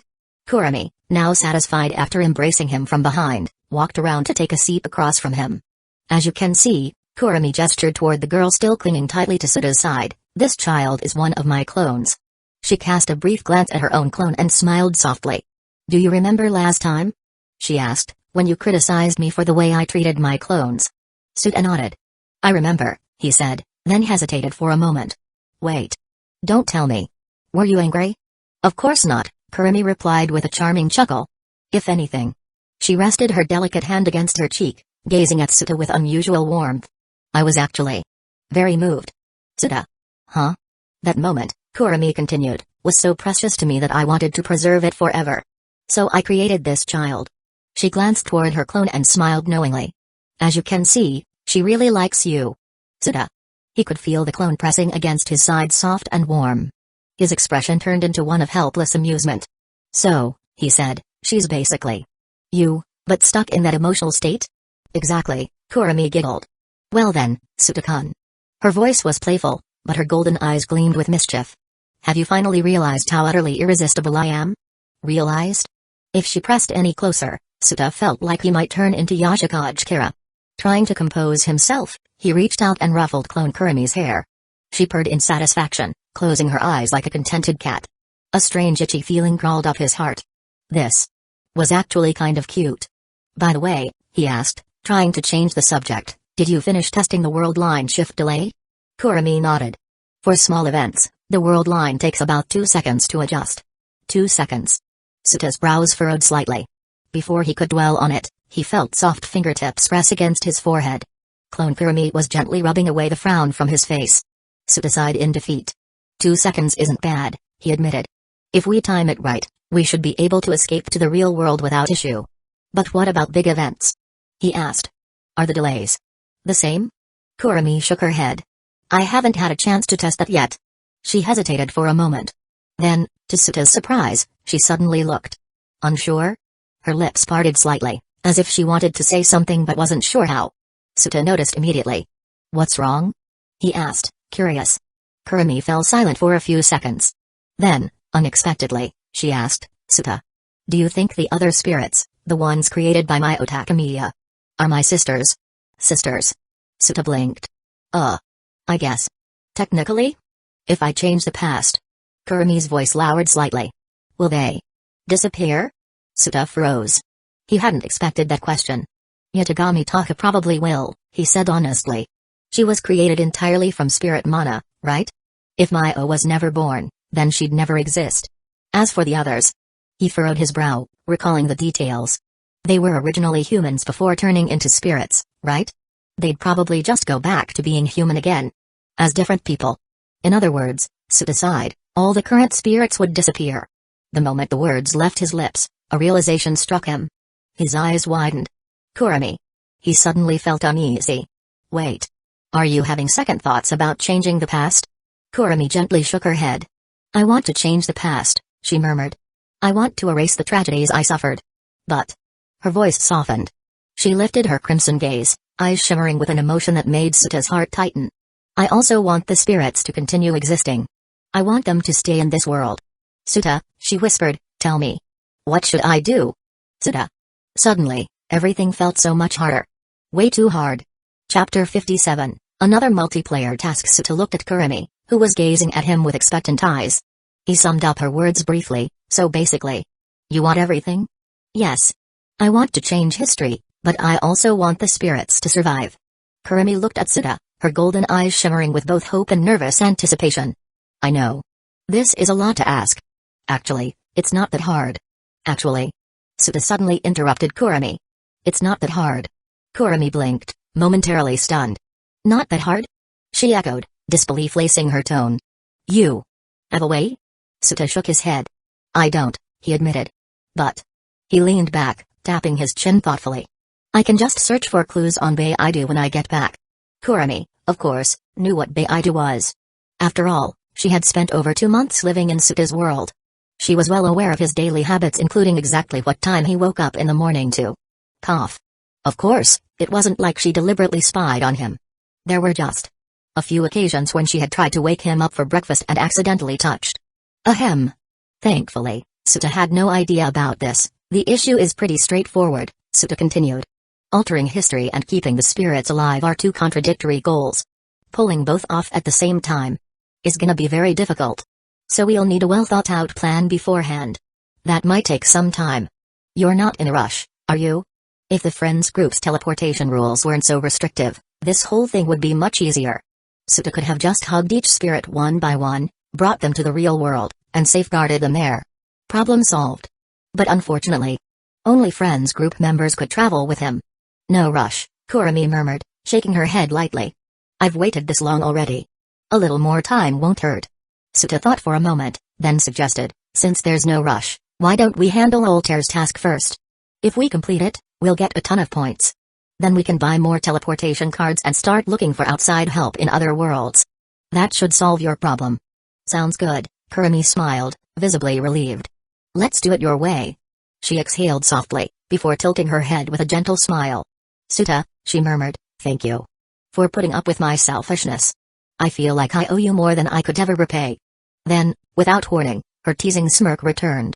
She leaned in, her voice turning sultry, "So. I suppose the only way to repay you is to give myself to you. As compensation." Before Suta could react, the clone Kurumi who had been quietly clinging to him wrapped her arms around his waist. She snuggled into his chest, rubbing her head against him like an affectionate cat. "I wasn't talking about you. Kurumi, the original," muttered in mild frustration. She puffed up her cheeks, watching as her own clone effortlessly stole her spotlight. Suta's eye twitched. Kurumi. Was she seriously getting jealous of herself? He didn't even know how to react anymore. Right, Suta suddenly remembered something. "That reminds me, I have a question." Kurumi tilted her head. "Oh?" She mused. "What is it?" "Well." Suta hesitated for a second before asking, "If completing Altair's wish triggered a task, then wouldn't completing your wish also trigger one?" Kurumi blinked, seemingly caught off guard. Suta didn't wait for a response. He whipped out his system phone and directly asked, "System, can Kurumi's goal also trigger a task like Altair's?" Ding. A mechanical voice immediately rang out, "Affirmative. A task has already been triggered, however, only one multiplayer task can be active at a time. The next task will be released once the current one is completed." Kurumi heard the announcement and her golden eyes brightened. "So, we can stack up even more points?" Her smile turned playful, as she bounced slightly in her seat. "Suta, you got 2 abilities from your lottery draw, right?" She grinned. "I'm so jealous. I really want to try drawing a skill myself." Suta froze. And then, slowly, he felt a pang of guilt. Because he hadn't actually drawn 2 skills. He had lied. He only got one half cold, half burn. The time manipulation ability? That came from Kurumi herself. And now, seeing her genuine trust and excitement, his conscience pricked him like a damn thorn. Kurumi. Actually. He took a deep breath, his expression turning serious. "To be honest, I only drew 1 ability." Kurumi blinked, surprised. "Huh? My time powers." Suta admitted. "They actually came from you." "From me?" Kurumi looked genuinely puzzled. Suta nodded, and he began to explain everything. As he spoke, he felt an overwhelming sense of relief. Like a huge weight had been lifted off his shoulders. Turns out, he really wasn't good at lying to people he trusted. By the time he finished, Kurumi gave him a look of amusement mixed with exasperation. "Suta." She sighed. "You seriously worried about something so trivial? You trust me, don't you?" She smiled. "Why would I ever mind?" Suta laughed sheepishly. "I figured it might make new members suspicious of me," he admitted. "They might start wondering if I approach them just to steal their abilities." "Fair point." Kurumi tapped her chin thoughtfully. Then she smirked. "Don't worry. I'll keep your secret." "Thanks," Suta grinned. Kurumi was exactly as he expected, unbothered by small things. After that, the 3 of them left the cafe and explored the city. Dressed in matching outfits, Kurumi and her clone were mistaken for twin sisters. Everywhere they went, they turned heads. And, naturally, Suta found himself absolutely despised by every envious man in the vicinity. By the time he was ready to leave, Kurumi dismissed her clone back into her shadow. Suta, seeing this, looked slightly disappointed. But hearing Kurumi whisper, "Don't worry, I'll bring her out again next time," he couldn't help but chuckle. Together, they returned to the real world. As the distorted white light faded away, Suta and Kurumi found themselves back in the living room of his rented apartment. Suta took out his system phone and checked the time. It seemed that not much time had passed in the real world, roughly the same as in the Data Live world. This was likely thanks to him occasionally tagging Kissshot in the chat to keep their world's time in sync. "By the way, Kissshot, there's something I need to tell you." Suta walked over to Kissshot, who was still elegantly sipping tea. "Wait, how long has she been drinking that tea? All this just to maintain her image? All that effort? Just for appearances? How dedicated?" Suta resisted the urge to make a sarcastic comment and instead mentioned that he had gained the ability of material creation. As expected, Kissshot looked even more indifferent than Kurumi. "Such a trivial thing. Do you really think I would care about something like this? How dull." After saying that, she looked past Suta and turned her gaze to Kurumi, her interest clearly piqued. Meanwhile, Kurumi's expression was a little sour. She had been staring at Kissshot's chest the entire time. Deep inside, she felt a sense of crisis. So big. So unbelievably big. Pure evil. Chapter 58, I want to hug 10 of them. At this moment, Kurumi had only one thought: big. Too big. Those 2 massive things on Kissshot's chest. They were practically the size of her head. This was way too exaggerated. And that curvy, mature figure, even as a fellow woman, Kurumi couldn't help but gulp unconsciously. If she was reacting like this, then could Tsuta even handle it? Kurumi originally came here determined to establish her dominance as the official wife. No matter what, she had to crush Kiss Shot's presence. But after seeing Kiss Shot's true form, her confidence instantly plummeted to rock bottom. There was just no way to compete with those. Why are you just standing there? Kiss Shot noticed Kurumi spacing out and casually reminded her, I was hoping we could get to know each other. You're Kiss Shot? Kurumi took a deep breath, gathering herself before confirming. Kiss Shot was silent for a moment, then let out a soft sigh. Oh, whatever. If you want to call me Kiss Shot, so be it. She then elegantly introduced herself. As you can see, I am Kiss Shot Asrola Orion Heart Underblade, the iron-blooded, hot-blooded, cold-blooded vampire. Well, I suppose I'm not really a vampire anymore. You must be Tokizaki Kurumi, correct? She recited her over-the-top title with absolute confidence, her voice calm and composed, with no hint of embarrassment. But beside her, Tsuta, who had long outgrown his Chunibyo phase, was cringing hard. Come to think of it, the vampire lord who originally turned Kiss Shot into a servant, Suicide Master, was also ridiculously chuny. Her title was something like the Deadly, the Fatal, the 10,000 Deaths Vampire. Could Chunibyo be genetic? And considering that creating a servant was basically equivalent to... Well, did that mean Suicide was a Yuri vampire? Yes, that's me. Kurumi recovered her usual refined expression and elegant tone. She smiled slightly and spoke in a noble, ladylike manner, Kiss Shot-san.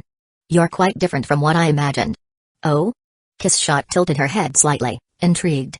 And what exactly did you imagine me to be like, based on the way you talk in the chat? I thought you'd be younger. Kurumi barely stopped herself from saying a little kid. For me, appearance holds no significance. Kiss Shot took a sip of tea, her expression unfazed. If I so desire, I can take any form I wish. So, are you saying that this form of yours isn't real? Kurumi narrowed her eyes. Oh? You seem very interested in my body. Kiss Shot smirked knowingly, as if she had seen right through her.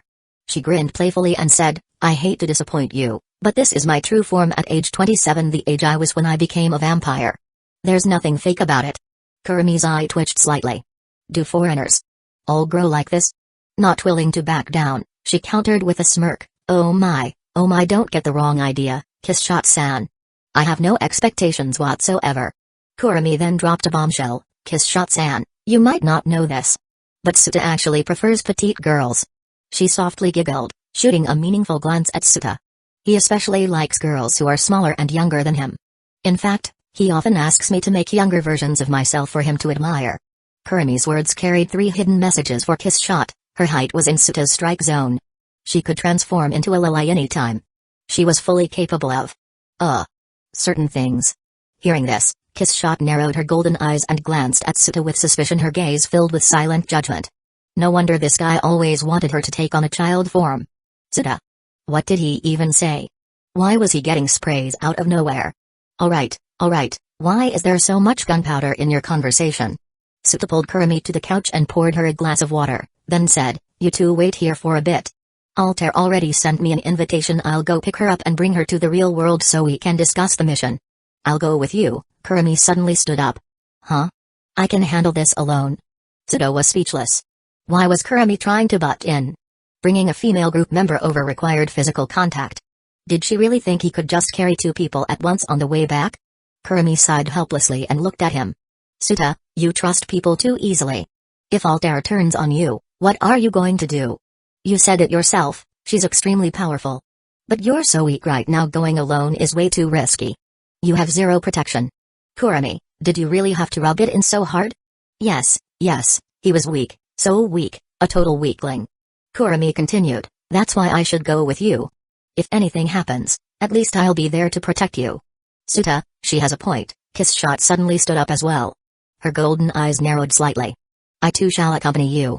Before anything else, I need to evaluate Altair's character. Tsuta. Would he even be able to hold them both on the way back? Creator's world. In an abandoned building on the outskirts of the city, the afternoon sunlight poured through the collapsed ceiling, casting streaks of gold over the cracked walls. A small girl with twin pink pigtails and light purple eyes stepped in from outside. She wore a typical elementary school uniform, looking no older than 14. Momika. You were looking for me? In the center of the grand hall, a black leather couch sat amid the ruins. Altair lounged on it, her teal eyes glancing indifferently at the approaching girl. This girl's name was Mamoka. She was a magical girl Altair had recruited from a child-friendly anime world. Mamoka spoke hesitantly in her immature voice. I did what you asked today. I went to talk to. Sir. Sylgia Upiteria and Meteora Osterek. Altair sighed and corrected her.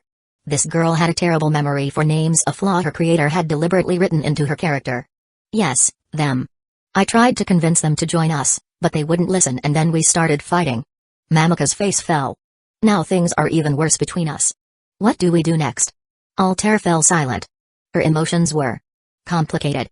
Ever since talking with Suta and the others in the group chat, her desire to destroy the world had drastically weakened. If she could bring Setsuna back, then there was no need to carry out her creator's last wish. Wouldn't it be better if everything disappeared? As for her hatred, she could just hunt down the keyboard warriors who bullied Setsuna and settle things in a good old-fashioned offline park. There was no need to destroy the entire world.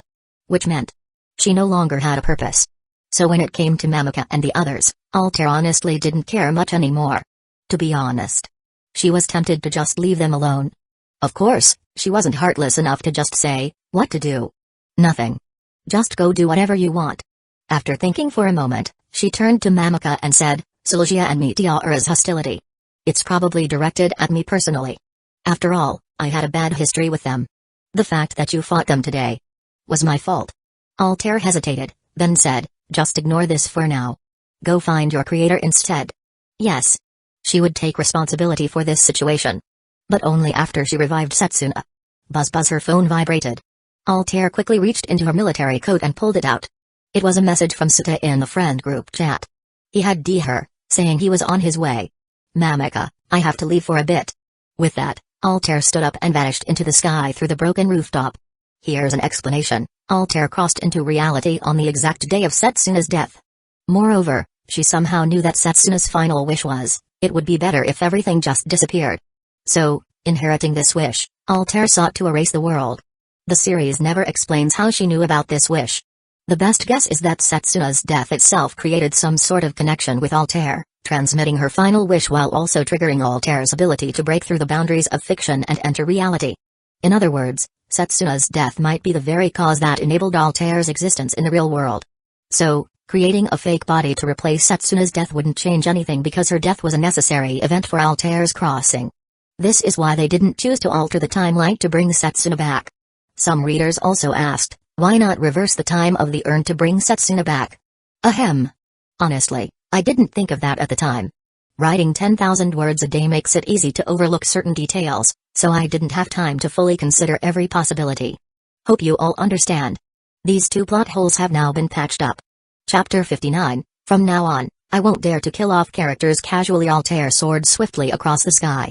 Once she had flown far from the abandoned building, she landed on the rooftop of a high-rise. This place should be safe from prying eyes.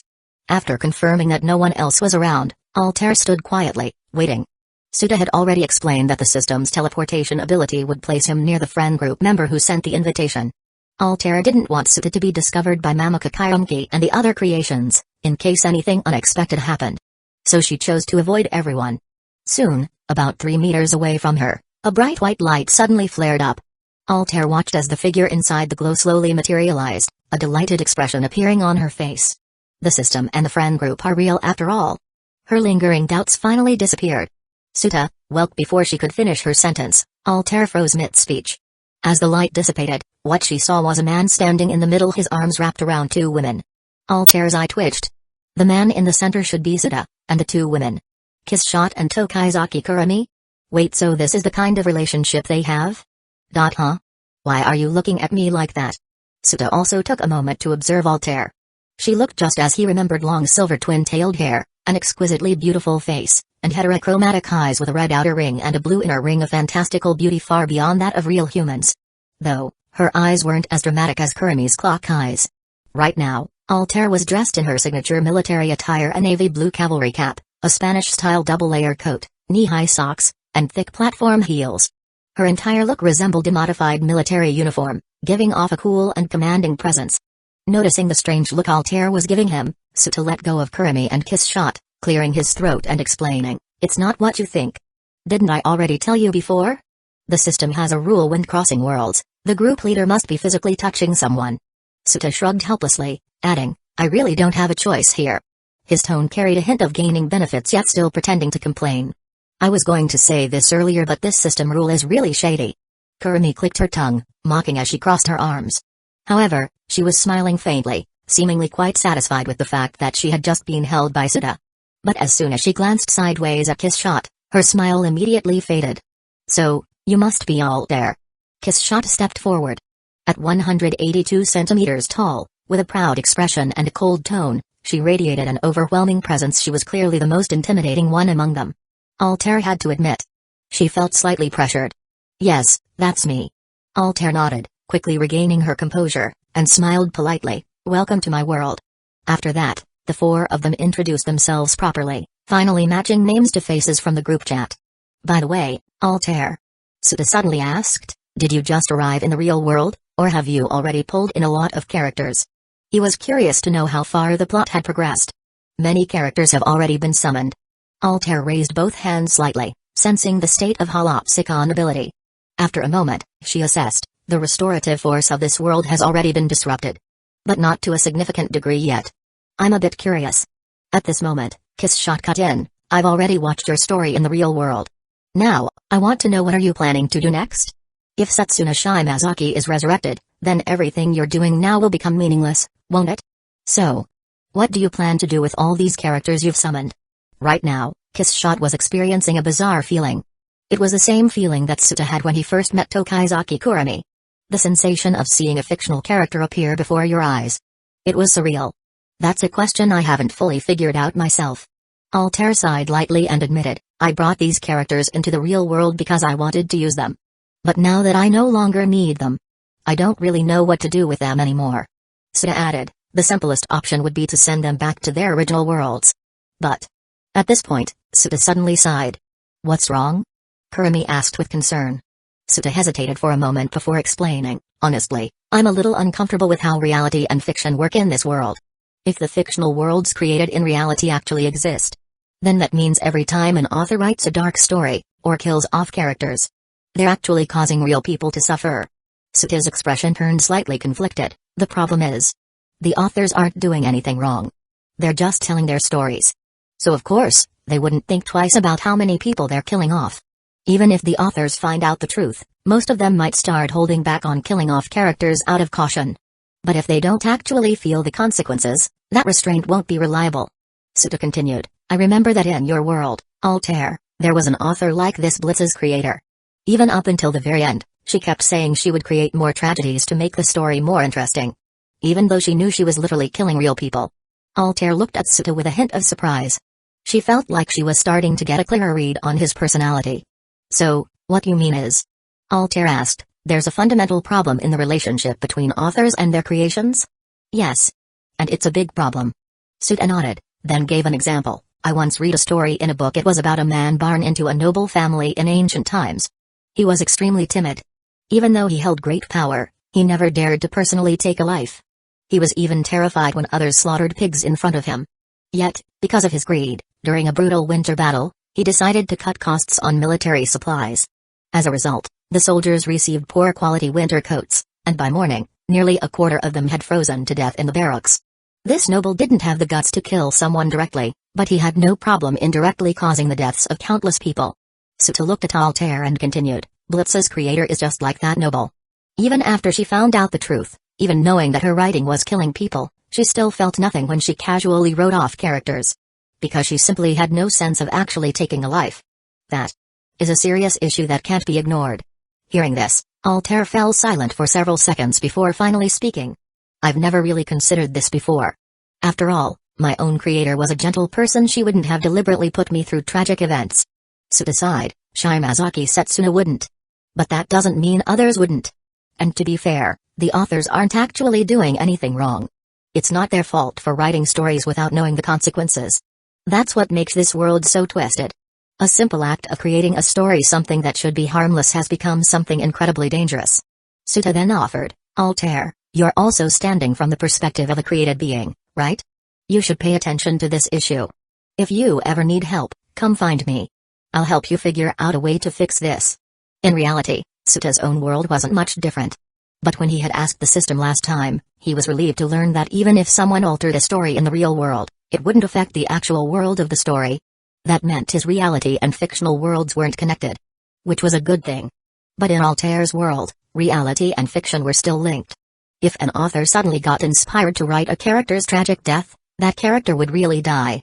If possible, Suta really wanted to help change that. As for how, the depths of anime logic were limitless. There had to be a way.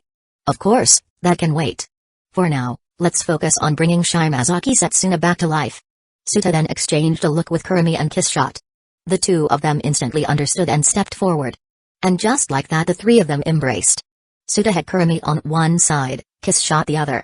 Then he turned to Altair and said, "Come on, hurry up. There's just enough space for you." Altair. Chapter 60. Kurumi really comes in handy. Inside a 55 square meter rental apartment, four very different individuals sat together: a former human, a former vampire, a spirit, and a NPC spirit. They had cleared off the dining table and were discussing their next move. While browsing information on his laptop, Suta spoke up, "All right, as usual, let's rule out seeking help from beings like the magic god from a certain magical index, the Mercury King from Dai's Rai, or the demon-slaying overlord Etheth." TL note, Mercurius, Shinzabansho, Etheth from Lovecraft, sitting beside him. Kurumi nodded in agreement. "That does sound reasonable, I agree." "Wait a minute." Altair interrupted, looking puzzled. "As usual? What do you mean? Are you saying those people are useless and can't help us?" Even Kiss Shot perked up her ears, eager to hear Suta's explanation. Before he could answer, Kurumi let out a wry smile and said, "No, it's not that they're weak, it's that we are too weak. We have no right to negotiate with them. Sure, if they were willing to help, they could probably solve our problem with a snap of their fingers. But these types of beings fall into the category of easy to summon, impossible to get rid of." She still vividly remembered how complicated her emotions were when Suta first told her about such overpowered beings. After all, she had always thought her own strength was fairly decent. Solve our problem with just a snap of their fingers. Altair's interest grew stronger. "Can you tell me more?" "Maybe later." Suta shook his head, then turned his laptop screen towards Kurumi, Kiss Shot, and Altair so they could see. "I've searched for resurrection methods in anime and games. Here's what I found. Our way to revive Setsuna is likely among these." Pointing at the screen, Suta began explaining each option. Possible resurrection methods: Dragon Balls. Dragon Ball. This set of 7 mystical orbs comes from the Dragon Ball universe. In that world, even major characters get killed off left and right by planet-destroying villains. But as long as someone gathers all 7 Dragon Balls, they can summon Shenron, the Eternal Dragon, and wish for someone's revival. If we can get our hands on them, reviving Setsuna would be no problem. Tensei Iga, Inuyasha. This is a sword from Inuyasha. It's useless for attacking the living, but it can bring back the dead. By cutting down the messengers of the underworld, it can retrieve souls and resurrect people. However, your world, Altair, obviously doesn't have any underworld messengers, so I don't think Tensei Iga would work here. The Outer Path, Samsara of Heavenly Life Technique Chidorin Tensei no Jutsu, Naruto. This high-level resurrection jutsu from Naruto can only be used by those who possess the Rinnegan. The wielder, like Nagato, once used it to revive everyone in Konoha who had died during the invasion. This technique. Wait a second. A sudden realization. Suta stopped abruptly, a thought striking him. Most resurrection methods are bound to their respective world mechanics. He gave an example. Tensei Iga only works by cutting down underworld messengers. But outside of Inuyasha, where do we find those? Similarly, Rin Tensei works by summoning souls from the afterlife of the Naruto world. But Setsuna's soul isn't in the Naruto afterlife, so how would it even work? With that thought, he decided to ask the system. A moment later, the system responded, "Yes, as long as the resurrection method isn't limited by extremely specific world rules like Tensei Iga, then revivals can generally be performed across different worlds. Different resurrection methods work across worlds." Wait, resurrection methods work across worlds? Suta was a bit surprised. That doesn't seem right. Rin Tensei calls back souls from Naruto's afterlife. Setsuna's soul isn't there, so how would it revive her? The system replied, "In the Creator's world, using Rin Tensei will trigger a forced soul recall effect. Even a completely dispersed soul will be forcibly reconstructed." Suta let out a sigh of relief. A forced soul recall. If that works, then we're all good. If resurrection abilities weren't interchangeable across worlds, then all their hard work to obtain one would be completely wasted and there'd be no place to cry about it. Next, Suta continued introducing various resurrection abilities from different works to Altair and the others. After a thorough discussion, the four of them narrowed down their options to two: Dragon Balls. Rin Tensei, Reincarnation Jutsu. Suta looked at Altair and the other two. Which do you think is better, Dragon Balls or Rin Tensei? He had already explained the details of both options. Dragon Balls would be relatively easier to obtain, but once used, they would scatter and require another round of collection. Essentially, they were a one-time use item. However, could they directly wish for Shinra to grant them the resurrection ability instead? As for Rin Tensei, stealing the Rinnegan was out of the question, so their only choice was to find a way to deal with Nagato. Since only friends in the group could travel between worlds, bringing Rin Tensei into Altair's world would require sending an invitation to Nagato. An invitation costs 10,000 points. In contrast, traveling to obtain Dragon Balls would only require one travel pass, costing just 500 points. However, an invitation permanently connects a world, which was a hidden benefit worth considering when comparing the two options. Let's go with the Dragon Balls. Kiss Shot Shinobu was the first to speak. Using Rin Tensei costs the life of the caster one life for another. That completely defeats the purpose of saving someone. That actually isn't an issue, Suta explained. The reason Rin Tensei causes death is because it drains the user's life force. But with Kurumi here, she can simply reverse the caster's physical state to restore them. I also think Dragon Balls are the better choice, Altair added. Setsuna's physical body is already gone, and Rin Tensei is a soul-calling resurrection ability. Without a body, just recalling her soul wouldn't be enough, would it? That's not a problem either, Suta responded. With Kurumi's time reversal, she can directly restore Setsuna's body from her ashes. Kurumi, sitting beside him, had a satisfied smirk on her lips. Yes, I'm this useful, this important in Suta's eyes. She was probably thinking that. Wait. Are you sure reversing time on a box of ashes can fully restore a body? Altair furrowed her brows. There's barely any physical matter left in the urn. Even if you reverse its state to 3 months ago, wouldn't it just reconstruct an incomplete skeleton at best? Suta was momentarily stunned. He hadn't considered that. Fortunately, Kurumi answered in his place, no, don't worry, when time is reversed, any missing matter will automatically be recalled. But what? Suta asked. Kurumi gave a soft, knowing smile and said, I still think we should go with the Dragon Balls. After all, if we choose Rin Tensei, you'll have to spend an invitation letter. Doesn't that seem like a bad deal? Suta nodded. Yeah. Not very cost-effective. Even though it would permanently connect us to a new world, it's not a world I particularly want to visit. But Nagato's resurrection jutsu, paired with your time reversal, could be reused indefinitely. After some internal struggle, Suta gritted his teeth and made a budget-conscious decision. Forget it. Let's go with the Dragon Balls. Chapter 61, What happens if you wish to become the strongest with Dragon Balls? After deciding to travel to the Dragon Ball world to retrieve the Dragon Balls, Suta began researching the series online. Although he had watched it before, it had been too long, and he had forgotten many details. Through his search, he discovered that summoning Shinra to revive someone actually had limitations. For example, in the early settings, there was a rule that someone who had been dead for more than a year couldn't be revived. Fortunately, Setsuna had only been dead for 3 months, so they were still within the limit. However, the Dragon Ball world was kind of dangerous. In Dragon Ball 1, things weren't too crazy, and the villainous bosses were only capable of destroying cities. By Dragon Ball Z, though, there were already beings capable of destroying entire planets. And as the series progressed, it got even more absurd. By the end, there was Zeno, who could erase entire universes in an instant. Out of the 18 universes in Dragon Ball, this guy had already erased 6 just because he was angry. Suta shared these details with Altair, Kurumi, and Kissshot. As expected, the 3 of them all wore blank expressions. Wait a minute. Kurumi interjected. Didn't you say last time that Dragon Ball only had planet-destroying threats? How did it escalate to universe-destroying beings? Suta replied, I said back then that a power level of 20,000 was enough to destroy a planet. I never said that was the limit. Altair, listening to their conversation, felt her eye twitch. Were they really planning to steal the Dragon Balls? Were they sure they weren't just going to get themselves killed? Was it still too late to choose Rin Tensei instead? Suta noticed Altair's expression and chuckled. I'm just giving you a heads up about the dangers of that world so you'll stay cautious. It's not like we're actually going to fight planet or universe-destroying enemies. What are you so worried about? He pointed at the anime playing on his laptop screen and continued, We're going to a point in time when Kid Gaku was active and take the Dragon Balls from old King Piccolo. If you think about it, the difficulty isn't too high. Suta figured that with Altair, Kiss Shot, Kurami, and himself working together, this should be manageable. Altair's combat power was somewhat vague since her abilities leaned more towards conceptual manipulation, making it difficult to quantify. But Kiss Shot? She had claimed she could destroy an entire country with a single kick. If she could leap from Japan to Antarctica in one bound, her strength had to be insane. In pure physical combat, she should at least be on par with old King Piccolo.